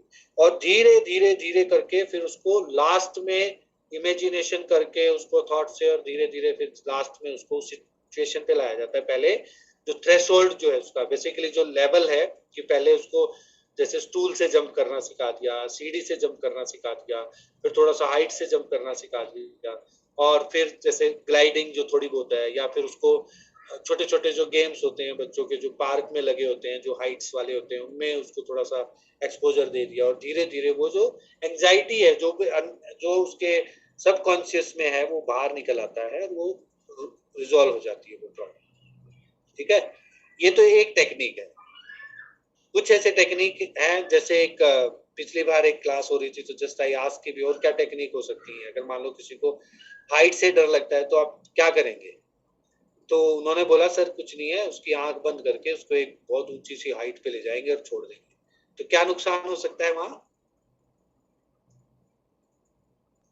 हार्ट अटैक आ सकता है, उसका जो हो सकता है, मान लो उसको स्ट्रोक, कुछ भी ऐसे प्रॉब्लम है, ट्रॉमेटिक सिचुएशन क्रिएट हो सकती है।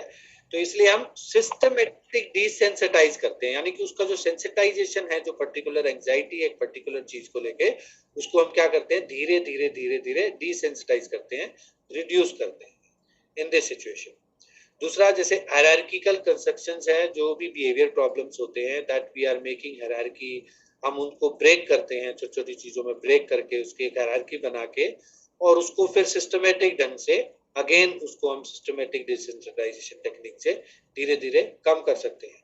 रिलैक्सेशन टेक्निक है, अगर आपने सुना हो एक वर्ड आता है बायो फीडबैक, सुना है?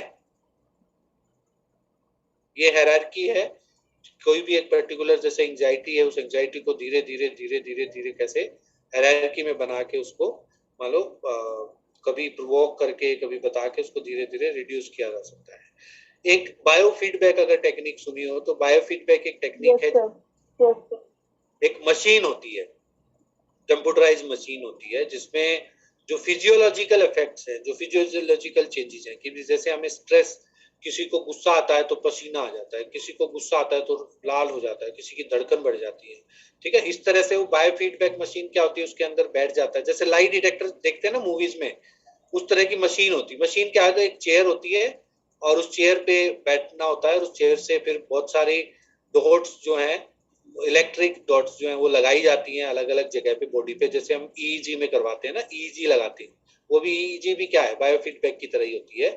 और फिर क्या है कि इंडिकेटर होते हैं, जो इंडिकेटर बताते हैं कि जब आप स्ट्रेसफुल सिचुएशन में कोई उससे बात करेंगे तो रेड रेड रेड रेड जो लाइट्स हैं वो बढ़ने लग जाएंगे। फिर उसको बोला जाता है कि ठीक है काम डाउन, फिर धीरे धीरे उसको बताया जाता है, रिलैक्स किया जाता है, तो वो रेड लाइन कम हो जाती है और ग्रीन लाइन बढ़ने लग जाती है। तो सेल्फ कंट्रोल टेक्निक भी है, जिससे कि मेन अपने स्ट्रेस को रिलीज किया जा सकता है, ठीक है। Muscle tension, respiration rate, heart rate, blood skin, तो बहुत सारी ऐसे फिजियोलॉजिकल चेंजेस हैं, उनको ऑब्जर्व किया जाता है मशीन से, और फिर उसको मान लो बताया जाता है कि भी आप इस तरह से इस चीज को कंट्रोल कर सकते हैं। डिसेंसिटाइजेशन, ये वही है, डिसेंसिटाइजेशन का ये रूट है। एक है एक्सटेंशन अप्रोच है। नॉर्मली हम एक्सपोजर देते हैं एक तरह से, जो पर्टिकुलरली इमोशनल इश्यूज होते हैं, जैसे the condition expressing in assume to involve a pairing of phobic object, fearing of है। तो ये और अवर्जन एक ऐसी टेक्निक होती है जिसमें कि कुछ ऐसी कंडीशंस हैं जिसमें हम लिटरली उनको मान लो एक अवर्जन देते हैं, जो पर्टिकुलरली उसको एक तरह का फोकस करके कि भी आपको ये चीज करनी है, अभी ये होगा, इस तरह से आप हम जाएंगे, और फिर एकदम उस तरह सिचुएशन में उसको रियल सिचुएशन में ले जाते हैं, जैसे fear of height and put him at A height.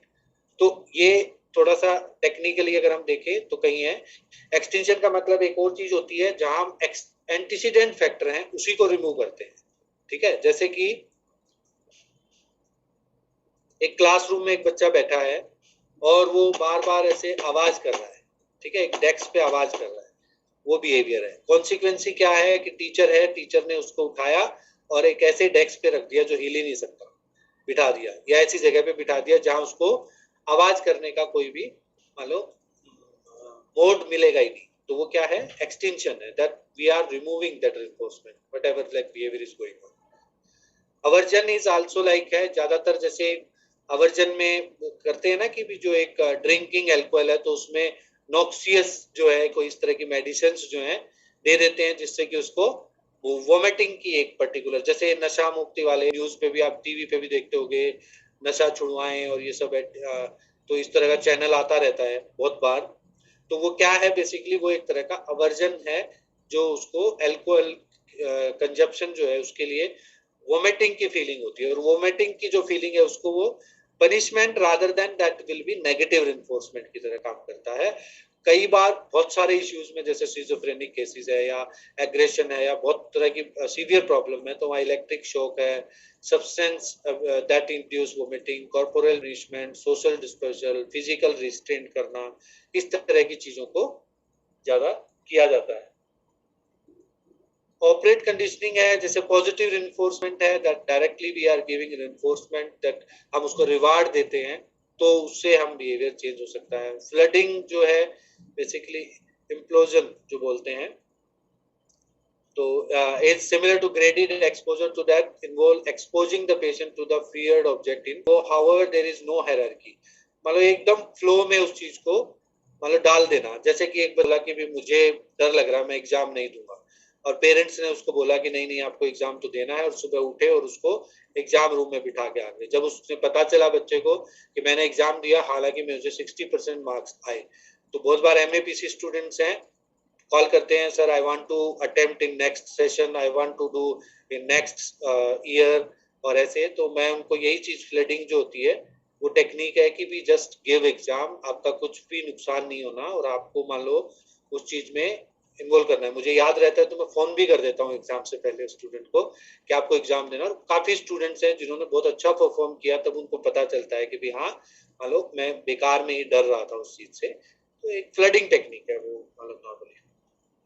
हम करते हैं बहुत बार ऐसी चीजों को ना, कि भाई नहीं नहीं मैं तो ये चीज नहीं खाता, और उसको हम फिर वो जबरदस्ती है अपने फ्रेंड्स रिलेटिव में ऐसे होता है ना घर में कि हम उस चीज को खिला देते हैं कि नहीं आप खाओ, इसको खा के देखना है, खाने के बाद फिर उसका ओपिनियन चेंज हो जाता है। सोशल स्किल ट्रेनिंग है मोस्टली दैट, जहां हम बात करते हैं, बहुत बड़ा फील्ड है ये भी, ज्यादातर डिसऑर्डर्स में डिप्रेशन, सिजोफ्रेनिया, ऑटिज्म, एडीएचडी, और उसके लिए बहुत इम्पैक्ट आता है सोशल स्किल ट्रेनिंग का, that if you will plan A social skill training. काफी स्टूडेंट्स हैं एमएपीसी के जिन्होंने रिसर्च भी किया है सोशल स्किल ट्रेनिंग पे, एक अच्छा सा पैकेज बना के 45 डेज की इंटरवेंशन दे के और रिजल्ट देखा प्री एंड पोस्ट टेस्ट। तो सोशल स्किल ट्रेनिंग में हम उनके जो एक्सपोजर देते हैं उनको एक तरह का, कि वो उनकी जो स्किल्स हैं वो डेवलप हो और इन्वॉल्वमेंट बढ़े, सोशल इंटरेक्शन बढ़े। तो ये चीजें हैं उसमें। कॉग्निटिव थेरेपी एबीसीडी जो अभी मैंने आपको बताया कि अप्रोच जो है कि नॉर्मली कोई भी एक अप्रेजल है, उसकी वजह से कोई भी इमोशन भी एक अप्रेजल है, और फिर उसका बिहेवियर होता है, फिर उसके बाद कॉन्सिक्वेंसी होती है, फिर उसके बाद फिर क्या होता है, दोबारा उसकी अलग तरह का बिलीफ क्रिएट हो जाता है, फिर उसके बाद एक कॉन्सिक्वेंसी स्टार्ट होती है कि मैं सही कर रहा हूँ कि नहीं कर रहा। इस तरह से एक प्रोसेस होता रहता है, that is called ABC model of cognition. कुछ अलग से टेक्निक भी हैं, आगे दे रखा है, रैशनल इमोटिव थेरेपी है जहाँ इमोशंस और बिहेवियर का रोल है, कॉग्निटिव थेरेपी में ज्यादातर कॉग्निशन का रोल है, ठीक है। तो रैशनल लिविंग थेरेपी है जो नॉर्मली कि हम उनको इंसाइट डेवलप करते हैं कि वो करंट जो पोजीशन है उसकी क्या है। जितने भी सीबीटी टेक्निक है ज्यादातर to challenge the thoughts about है, यानी कि उनका जो थिंकिंग पैटर्न है, इरेशनल थॉट्स है, बिलीफ है, उसको हम चेंज करते हैं, ठीक है। लेस थ्रेटनिंग अल्टरनेटिव, ज्यादातर जो पेशेंट है, जो खासकर जो है बहुत सीवियर केसेस में हम सीबीटी नहीं कर सकते, जैसे सिजोफ्रेनिया और उस चीज में, वहाँ मेडिसिन्स काम करती हैं। हाईली अगर डिप्रेशन का भी मेजर फेज होता है मूड स्विंग्स का, तो वहाँ पे भी पहले मेडिसिन्स काम करती हैं, then we are trying to changing the behaviour of that particular. 3 तरह की लेवल्स होते हैं कॉग्निशन में जिसको कि सीबीटी में चेंज किया जाता है, that is one is full consciousness, autonomic thoughts are more autonomous, and schema जो उसकी थॉट्स हैं, उसका जो बिलीफ्स दैट जो एक सेट हो जाता है उसको चेंज करना। तो क्या डिफरेंस होता है, जैसे जो स्कीमा है मैलेडेप्टिव स्कीमा है और ऑटोमेटिक थॉट्स है, I should be doing better in life. ज्यादातर जो हम बोलते हैं रियलिटी जो है, उस रियलिटी की जो पीछे की जो चीजें हैं जो उसका बिलीफ क्रिएट करती हैं, वो रीजन कुछ भी हो सकता है, एंजाइटी है, कोई भी प्रेशर है, फोर्स है, और जिससे कि एक बिलीफ क्रिएट हो जाता है, तो वो अपने आप उस चीज को सोचने लग जाता है, ठीक है। लेकिन वो जब प्रॉब्लमेटिक कहाँ होता है, जब वो नेगेटिविटी की तरफ जाता है, जब उसको एजम्पशन होती है that I am not able to do this, I am not able to solve this, I am not able to control this, तो वो मैलएडेप्टिव स्कीमा क्रिएट हो जाता है। तो कॉग्निशन में क्या है, उसको कॉन्शियसनेस में लाना, उसकी अवेयरनेस बढ़ाना, उसको रैशनल डिसीजंस देना, उसकी जो ऑटोनोमेटिव थॉट्स हैं जो उसको ऑटोनोमस बनाना, ज्यादातर उसको जो सोच रहा है उस सोच को एक्चुअल में उसको रियलाइज करवाना, उसको कॉन्शियस करना, अवेयर करना। और जो स्कीमा बने हैं जो कि उसके कॉग्निशन में डिफरेंट जो फाल्स स्कीमा बने हैं, फाल्स स्कीमा को चेंज करना, ये सीबीटी का एक गोल है। टेक्निक है कॉग्निटिव रिहर्सल, बार बार सोचना, दोबारा उस चीज को रिकॉल करना प्रॉब्लम को। और जैसे एक फ्रेंड है ऐसे, वो बताते हैं कि what how that you are reducing your pain in anxiety situation और स्ट्रेस। तो वो बोलता है मेरी लाइफ में जो सबसे बड़ा पेन होगा ना, मैंने जो सबसे बड़ा मैंने फेस किया होगा, मैं उसको याद कर लेता हूँ, तो ये जो फेज है ये कम पड़ जाता है मेरा। तो this is basically rehearsal, cognitive rehearsal है। डायरी लिखना है, वैलिडिटी टेस्टिंग है। Cognitive therapy, every disorder or disability has supporting evidence, and therapy asks the patient to defend his feeling, thoughts, belief, objective evidence. यानी जो normally जो भी reports में आता है, जो भी हम असेस करते हैं, उसके बेसिस पे जो ट्रिगर आता है उसको हम फोकस करके अगर काम करते हैं तो that will be in that validity testing. Diary लिखना है, जर्नल्स लिखना है, गाइडेड डिस्कवरी है, दैट पेशेंट्स विल, जो डिस्टोर्शन है, जो हमारे थॉट्स हैं, जो थॉट्स डिस्टोर्शन है, डिस्टोर्टेड थॉट्स जो हैं उनको चेंज करता है, गाइडेड डिस्कवरी है। जो इमेजिनेशन स्टार्ट होती है, उसके खुद के आंसर्स देना सीखना कि भी अच्छा इस तरह से नहीं तो इस तरह से है। ज्यादातर हम समझाते हैं लोगों को तो उसमें गाइडेड डिस्कवरी है, like there is a problem, somebody is like in stress and they are asking the solution, we know the solution and we are giving them and they are accepting this and they are changing their emotions। तो ये पूरा process होता है। Positive reinforcement है, systematic positive reinforcement क्यों लिखा है? Systematic word का मतलब क्या हुआ, क्यों? लाइक सपोज हम कोई भी किसी ने कुछ काम किया और उसके घर में जैसे सब लोग प्रेज करते हैं, सब उसको हर चीज उसको मांगने से पहले मिल जाती है, हम जो भी उसके एक्सपेक्टेशंस होती हैं उस एक्सपेक्टेशन से ज्यादा उसको मिलता रहता है, तो क्या ड्रॉबैक होगा वहां?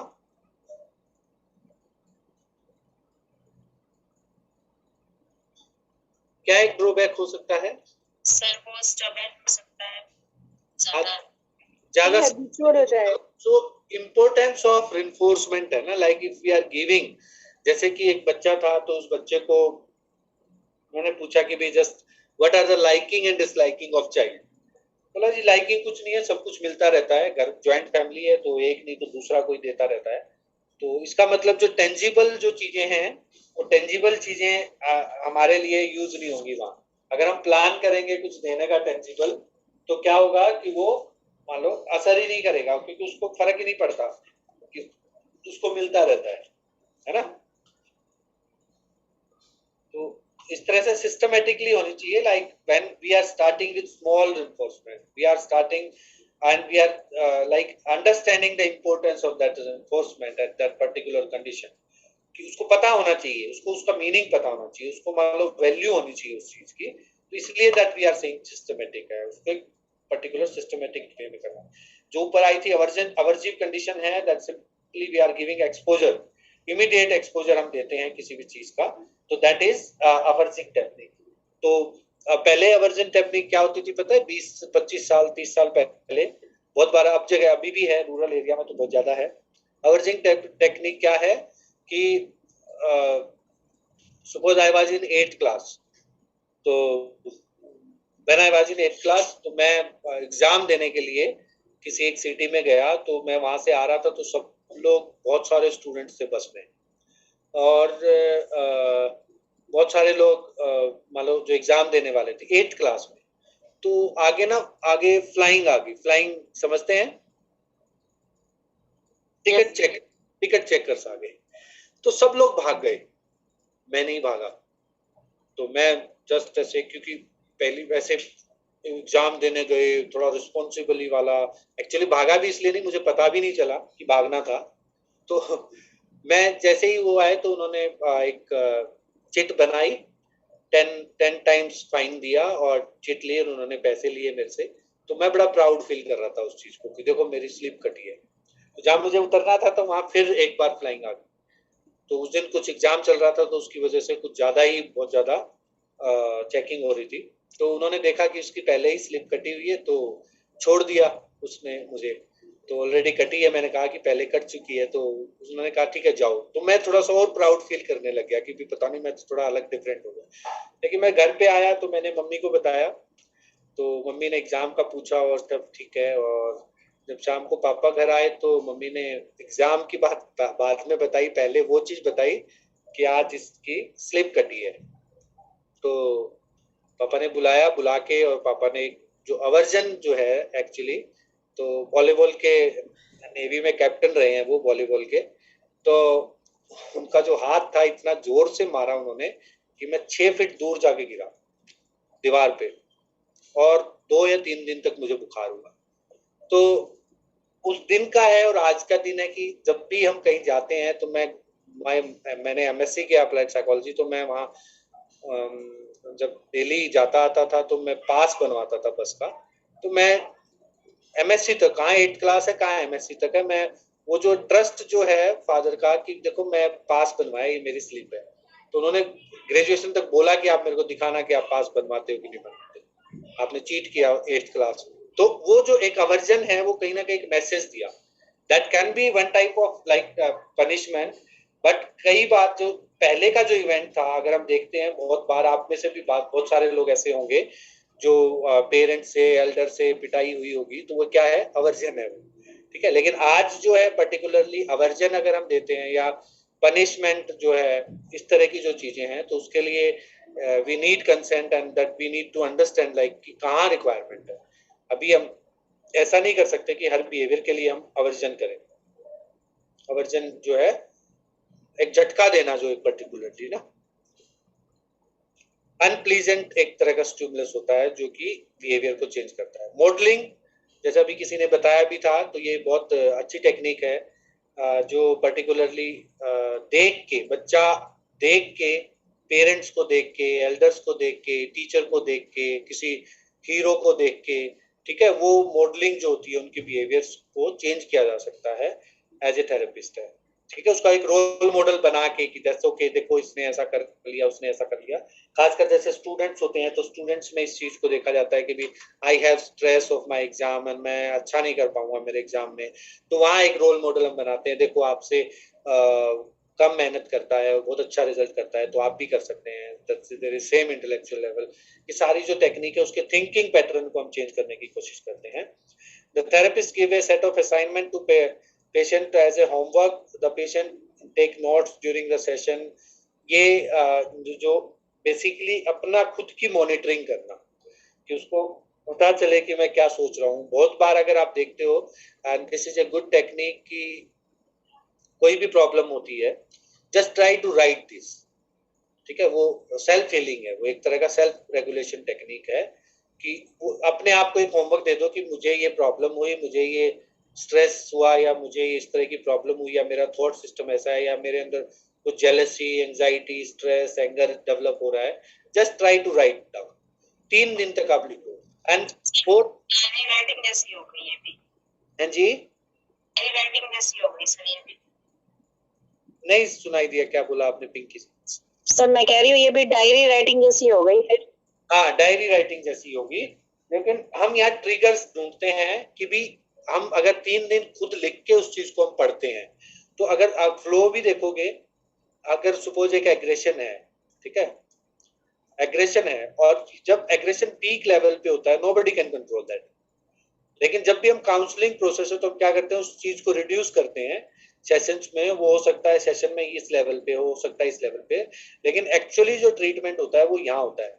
But we are giving practice to client that if understand that state, ठीक है। आर्ग्यूमेंट होता है ना, कि 2 लोग हैं आपस में, बहुत कुछ बोल रहे हैं, आपस में बहुत बोल रहे हैं, और वो पीक पे पहुंच गए यहाँ, ठीक है। हम अगर यहाँ अंडरस्टैंड, दोनों की अंडरस्टैंडिंग करनी है, तो इनसाइट डेवलप करनी है कि when that you will feel that you are aggressive, और उस तरह का इमोशन होता है, तो इंडिकेट होना चाहिए, अपने लिए इंडिकेशन मिलना चाहिए।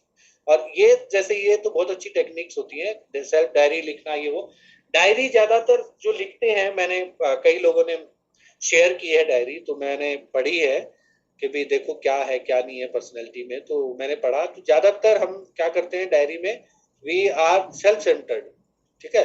बहुत सारी, या तो किसी की डायरी में ऐसी चीजें मिलती हैं जो अपने आप को ही क्रिटिसाइज कर रखा है, या अपने आप को ही मान लो इस तरह से दिखेगा कि अपने आप को ही बहुत अटेंशन दे रखी है, ठीक है। Just in this technique what we will do, we will make target कि हमें कौन से बिहेवियर पे है। सपोज हमने देखे आज बहुत सारी ऐसी चीजें हैं हमारी लाइफ में, डे टू डे रूटीन में हो रही हैं, लेकिन हमने सोचा कि इस चीज के बारे में वी विल राइट, इस चीज के बारे में हमें लिखना है, और वो लिखने के बाद हम उस चीज को पढ़ेंगे तो दैट अंडरस्टैंडिंग होगी, and that is the important point, कि अगर हमें इंसाइट डेवलप होती है तो we can control that behaviour. Yes Ankita ji. है ना, कि घर जाके अपना शेड्यूल बनाना और उसके अकॉर्डिंगली एक्ट करना, और फिर आपको जो भी फीलिंग्स आई उनको लिखना, और आपको क्या चेंजेस आए वो लिखना। नहीं, ये चीज होगी कि आप वो लिख रहे हैं जो हो रहा है, ठीक है, चेंज क्या हुआ उसमें, कि क्या चेंज करना है, किस चीजों को फोकस करना है। तो जब आप जो डिस्टोर्शन अगर है, खासकर जो थॉट्स डिस्टोर्शन है, उसमें उन चीजों को, ट्रिगर को पहचानना, एक इनसाइट डेवलप होती है। जो आप बता रहे हैं ये भी सही है, जैसे टाइम मैनेजमेंट है, लाइफ स्किल ट्रेनिंग है, इन चीजों में भी काफी हम होमवर्क देते हैं कि आप पहले लिखो, पढ़ो, ऐसे करो। लेकिन वहाँ एक फोर्स जो होता है, वो फोर्स अगर मान लो कि कोई अपना टाइम टेबल बनाया उसने बहुत अच्छे से, इतना टाइम टेबल ज्यादातर होता है स्कूल टाइम में हम करते थे, ठीक है, बहुत सारे लोग करते हैं कि बहुत अच्छे से घर गए तो घर जाके और आज तो पढ़ने का मूड है, मोटिवेशन, और टाइम टेबल बनाया बहुत सुंदर सा, कलर्ड बनाया, उसको कलर किया, उसको बड़ी बाउंड्री, बहुत अच्छी सी बाउंड्रीज बनाई, और फिर उस पेज को इतने अच्छी जगह पे चिपकाया, फिर हमने टेबल को साफ किया, वहां रखी। कई लोग तो धूप अगरबत्ती भी लगा देते हैं उस दिन, क्योंकि आज तो बस अच्छा माहौल है, पढ़ने का माहौल बनाते हैं। और जब वो करते करते वो थक जाता है, फिर बोलता है ठीक है कल से पढ़ेंगे। यानी यहाँ क्या है वो थॉट्स जो है, ठीक है, वो थिंकिंग जो है, वो इनसाइट नहीं है, दैट पर्सन इज इन्फ्लुएंस्ड, जो भी चाहिए उसको उससे इन्फ्लुएंस्ड है, बट उसको एक्शन में नहीं ला रहा। तो रिटर्न पार्ट जो है उसमें क्या है कि हमें उस चीज को एक्शन में लाना है, और उसी चीज को फिर हमें लिखना है कि हमने आज इतना किया और कल से हम इतना करेंगे।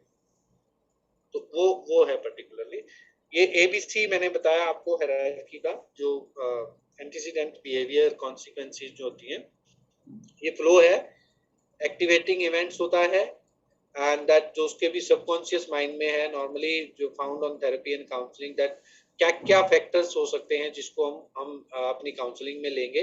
फिर इसके कॉग्निटिव बिलीफ को असेस करते हैं कि उसकी क्या अंडरस्टैंडिंग है। फिर सेल्फ टॉक एंड थिंकिंग जो है, मान लो कि जो नॉर्मली जो उसका जो पर्टिकुलरली उसका क्या जो उसका बिलीफ है, उसकी क्या वो जस्टिफिकेशन देता है, उसकी क्या सोच है, कैसे है। फिर उन इमोशंस और फीलिंग की बात करते हैं कि कहीं मान लो जो पर्टिकुलरली जो ट्रिगर जो हम बात कर रहे हैं, उस ट्रिगर का क्या इन्फ्लुएंस है कि वो उस चीज को चेंज करना चाहता है, नहीं चाहता है, और फिर फोकस करते हैं उनके बिहेवियर और एक्शंस पे। यानी ये सारी की सारी एक तरह की असेसमेंट है जो एक काउंसलर करता है, जो फोकस करता है उसके बिहेवियर, एक्शन, थॉट्स, उनकी ट्रिगर्स, उनके बिलीफ सिस्टम पर।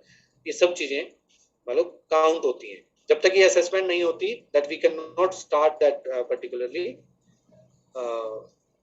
बिहेवियर। एक और बहुत इंटरेस्टिंग सी चीज है ड्रामा एंड आर्ट थेरेपी, क्या नाम है उसका, मंडुला आर्ट कुछ होता है ना ऐसा सर? मंडाला। ठीक है। एक और बहुत अच्छी टेक्निक है एक्सप्रेसिव आर्ट थेरेपी है, काफी स्टूडेंट्स ने रिसर्च किया है, 2 स्टूडेंट्स ने, तो मैं ही सुपरवाइजर था, बहुत ही अच्छे तरीके से उन्होंने ट्रेनिंग भी ली, 10-10, 15-15 दिन की ट्रेनिंग ली एक्सप्रेसिव आर्ट थेरेपी में, और इंटेलेक्चुअल डिसेबिलिटी के साथ में काम किया एक ने, तो कि उन बच्चों को बड़े ड्रास्टिक चेंज उनके कम्युनिकेशन, सोशलाइजेशन पे काम किया एक्सप्रेसिव आर्ट थेरेपी से। ड्रामा थेरेपी भी जो है, रोल प्ले जिसको हम बोलते हैं, ड्रामा करते हैं, बहुत अच्छी टेक्निक है। कभी इसके लिए आप जाके देखना, जो नेशनल स्कूल ऑफ ड्रामा है जो मंडी हाउस के पास में, तो वहाँ एंट्री होती है हर शाम को, मतलब वीक में उनका मतलब शेड्यूल होता है, ठीक है। तो कभी आप जाना वहाँ पे, जो जिस तरह का जो पेशेंस उन लोगों के अंदर होता है, अंडरस्टैंडिंग है, उनका जो डेप्थ है, जो पर्टिकुलरली अपनी सेल्फ के बारे में समझना, वो एक डिफरेंट है। देखा भी होगा ना अपने आर्टिस्ट जो लोग हैं, जो पर्टिकुलरली ड्रामा जो सीखा है जिन्होंने, exactly if you will say about Anupam Kher, आप नाना पाटेकर है, आपका ये क्या नाम है सर? ओमपुरी है, और रणदीप हुड्डा है, आपका ये जो क्या नाम है एक और है ना, मनोज वाजपेयी है, ठीक है। ये मान लो इनका जो ओरा जो सिस्टम, जो एक पर्टिकुलरली पर्सनैलिटी को आप देखोगे तो they are more aware about that, वो अपने सेल्फ से बहुत अवेयर है, ठीक है। ये अलग बात है कि भी they are doing business and they are doing movies and वो अलग अलग फ्लक्चुएशंस होती रहती हैं, बट उनका जो एक सोचने का तरीका और वो है, तो वो ड्रामा का इफेक्ट है। Counselling is both art and science, तो जो साइंस है तो हम उससे कनेक्ट करते हैं, जो बायोलॉजिकल फिजियोलॉजी है, ठीक है, साइंस से कनेक्ट करते हैं। बट आर्ट अगर जब हम बोलते हैं तो जो बेसिकली जो सराउंडिंग है, उस सराउंडिंग में क्या हो रहा है उस चीज पे फोकस किया जाता है। Creative art refer to the art form including visual representation like painting, drawing, sculpture, literacy, expression, drama and music, ठीक है। तो ये सारा का सारा एक फोकस रहता है उस चीज में, जो है creative art are defined as art that employed in therapeutic setting to help facilitate relationship between counsellor and client. तो ये पार्टिसिपेटिव भी होता है, नॉन पार्टिसिपेटिव भी होता है, डायरेक्टिव नॉन डायरेक्टिव भी होता है, जिसमें बहुत बड़ा रोल रहता है जो ट्रेनर है, ट्रेनर सिखाता है उस चीज को। Drama therapy use action techniques, particularly role play एक टेक्निक है बहुत अच्छा, जैसे मैंने पिछली क्लास में शायद एग्जांपल दिया होगा आपको, जो मैं तेरा हीरो मूवी में जो वो है अंगद है, उसको ट्रेनिंग दी जा रही है, एक सर्कल में बिठा के उसको एग्रेशन किस तरह से कंट्रोल करना है, ठीक है, सेल्फ कंट्रोल सिखाया जाता है, दैट इज रोल प्ले।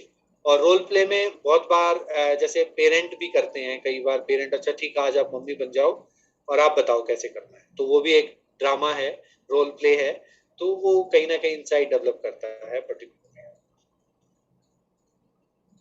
अभी काफी रिसर्च हो रही है, अल्टरनेटिव अप्रोचेस में काउंट होता है, बहुत ज्यादा काम इंडिया में नहीं है, बट जो ड्रामा में है they are using psychological principle, but psychologist are not using drama जो कंसेप्ट है उसको इतना ज्यादा वो नहीं करते, बट कुछ हैं ड्रामा थेरेपिस्ट हैं इंडिया में, हैं वो ड्रामा फील्ड से ही, साइकोलॉजी उनका बैकग्राउंड ज्यादा नहीं है, बट फिर भी दे आर डूइंग गुड। तो ये एक स्पिरिचुअल थेरेपेटिक मॉडल है, प्लेबैक थिएटर है, theatre of absurd and autobiographical performance है, ये सारी जो है ये ड्रामेटिक सिचुएशन जो है उनकी स्टेजेस हैं और उनके टाइप हैं। तो इसमें क्या है कि भी पहली जो स्टेज है, क्या स्टेज होती है, drama play where the group get to know each other, आपस में जो इंटरेक्शन होता है, जैसे कि 5 लोग हैं एक ड्रामा में, उन 5 लोगों का आपस में इंटरेक्शन कराना, एक दूसरे को जानना और इन चीजों पे थोड़ा फोकस रहता है, तो एक रेपो एस्टैब्लिश होती है, ट्रस्ट डेवलप होता है, ग्रुप कोहेशन है, ग्रुप डायनेमिक है, वो चीजें हैं, रिलेशनशिप स्किल से आपस में डेवलप होती है। सेकेंड स्टेज जो है वो फिर है प्लेइंग है, एक पर्टिकुलर कोई भी छोटा सीन लेके उस चीज को टारगेट बना के उस चीज को प्ले किया जाता है। पार्टिसिपेशन का मतलब क्या है कि हो सकता है इनमें से एक काउंसलर हो, ठीक है, वो पार्टिसिपेटिव है। नॉन पार्टिसिपेटिव है कि वो कर रहे हैं, that we are observing from far.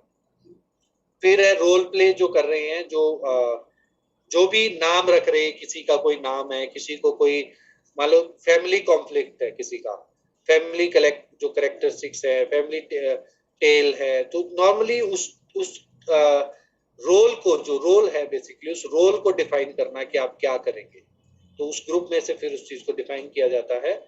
फिर नॉर्मली जो आपस में जो उसको एक्सप्लोर करने की कोशिश की जाती है, उसको थोड़ा सा मान लो कल्मिनेटिंग इनेक्टमेंट है, where personal issues are acted out directly through psychodrama और ऑटोबायोग्राफिकल परफॉर्मेंस है, ज्यादा एक्सप्लोर किया जाता है। नॉर्मली उन फैक्टर्स को आइडेंटिफाई किया जाता है कि अच्छा इस चीज को ज्यादा एक्सप्लोर करना है हमें, और उस रोल में उस चीज को डाला जाता है।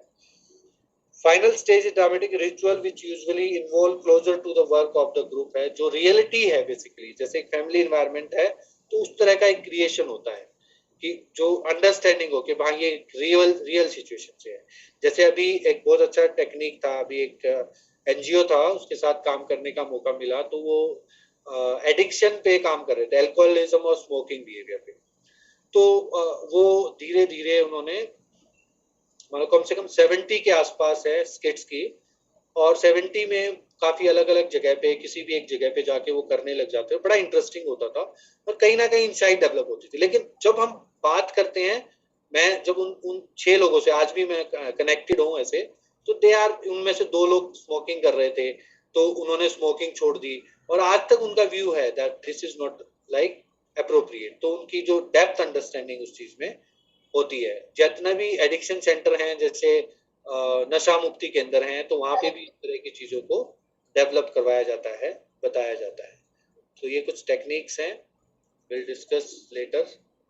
मेरा एक छोटा सा सेशन है, अभी 5:50 पे स्टार्ट हुआ था वैसे, बट ओके। तो ये जो टेक्निक्स हैं, ये छोटी छोटी टेक्निक की हैं, मैंने एक बुक भेजी थी आपको, आप उससे पढ़ सकते हैं।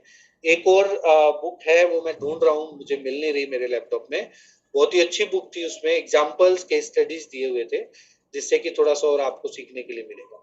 लेकिन don't think that as a psychologist like individual can be expert in all areas. So it depend on you, like which type of specialization you will achieve in counseling also. Yes, Shreya, want to say something? या sir, आपने mention किया था कि research में क्या हम लोग ये ऑल्टरनेटिव थेरेपीज यूज करके रिसर्च कर सकते हैं क्या? यस, आप जो इंटरवेंशन स्टडीज है ना, जो एक्सपेरिमेंटल रिसर्च है, वो कर सकते हैं। लाइक एज इन थोड़ा सा एक्सप्लेन करेंगे सर? नहीं, जैसे आपने यही देख लिया कि influence of drama therapy on self esteem among students.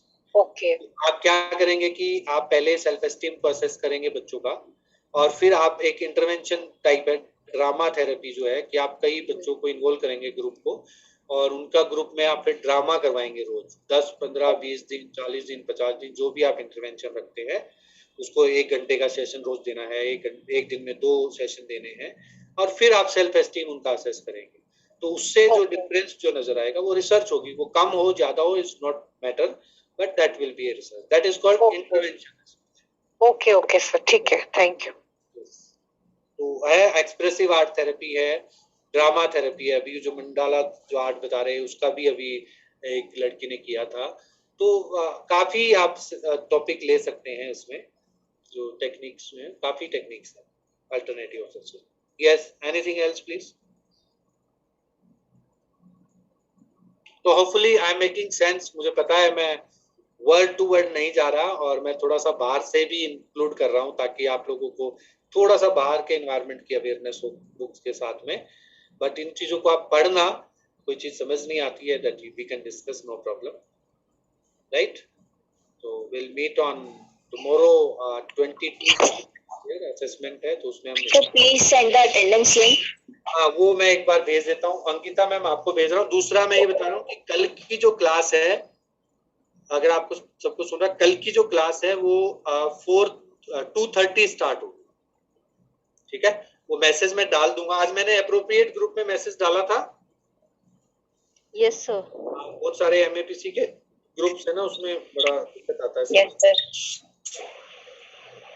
मैं अटेंडेंस लिंक भेज देता हूँ, अटेंडेंस जरूर भेजना है आपको। Okay sir, thank you sir. MPC 21 का अटेंडेंस है ना।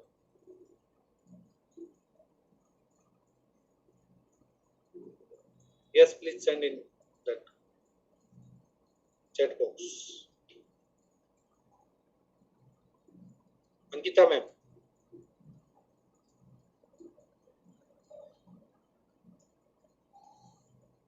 सर भेज दिया मैंने। Okay, link is in group. Actually मैं लैपटॉप से यूज करता हूँ तो वो ईमेल खोल के वहां से लेना पड़ता है, तो इसलिए व्हाट्सएप कर दिया मैंने। तो आप रिसर्च का बल्कि थोड़ा सा सोचो, एक्सप्लोर करो, अभी राइट टाइम है। डोंट थिंक दैट कि भी आप सिनॉप्सिस बनाना स्टार्ट करेंगे इमीडिएटली आपका सिनॉप्सिस बन जाएगा, it will take time. So just start, and this type of counselling technique you can use in your recording stopped. अगर इंटरवेंशन है, बट अभी जो लॉकडाउन चल रहा है उसमें थोड़ा प्रॉब्लम होता है। अभी 2 स्टूडेंट्स ने इंटरवेंशन स्टडी लिया था, बट उनको इंटरवेंशन करने का मौका ही नहीं मिला, तो उन्होंने अपना टॉपिक चेंज करवाया और उसकी वजह से उनका एक सेशन भी लेट हो गया। तो डिस्क्रिप्टिव भी you can do, no problem, and multi mix method design you can do, quantitative and qualitative research you can do, right? Okay, thank you very much. Tomorrow class will be from 2:30, क्योंकि उससे पहले मेरा एक session है, तो वो 2 बजे ही खत्म होगा, तो बड़ा हेक्टिक हो जाएगा। तो 2:30 इट विल स्टार्ट टिल 4:30।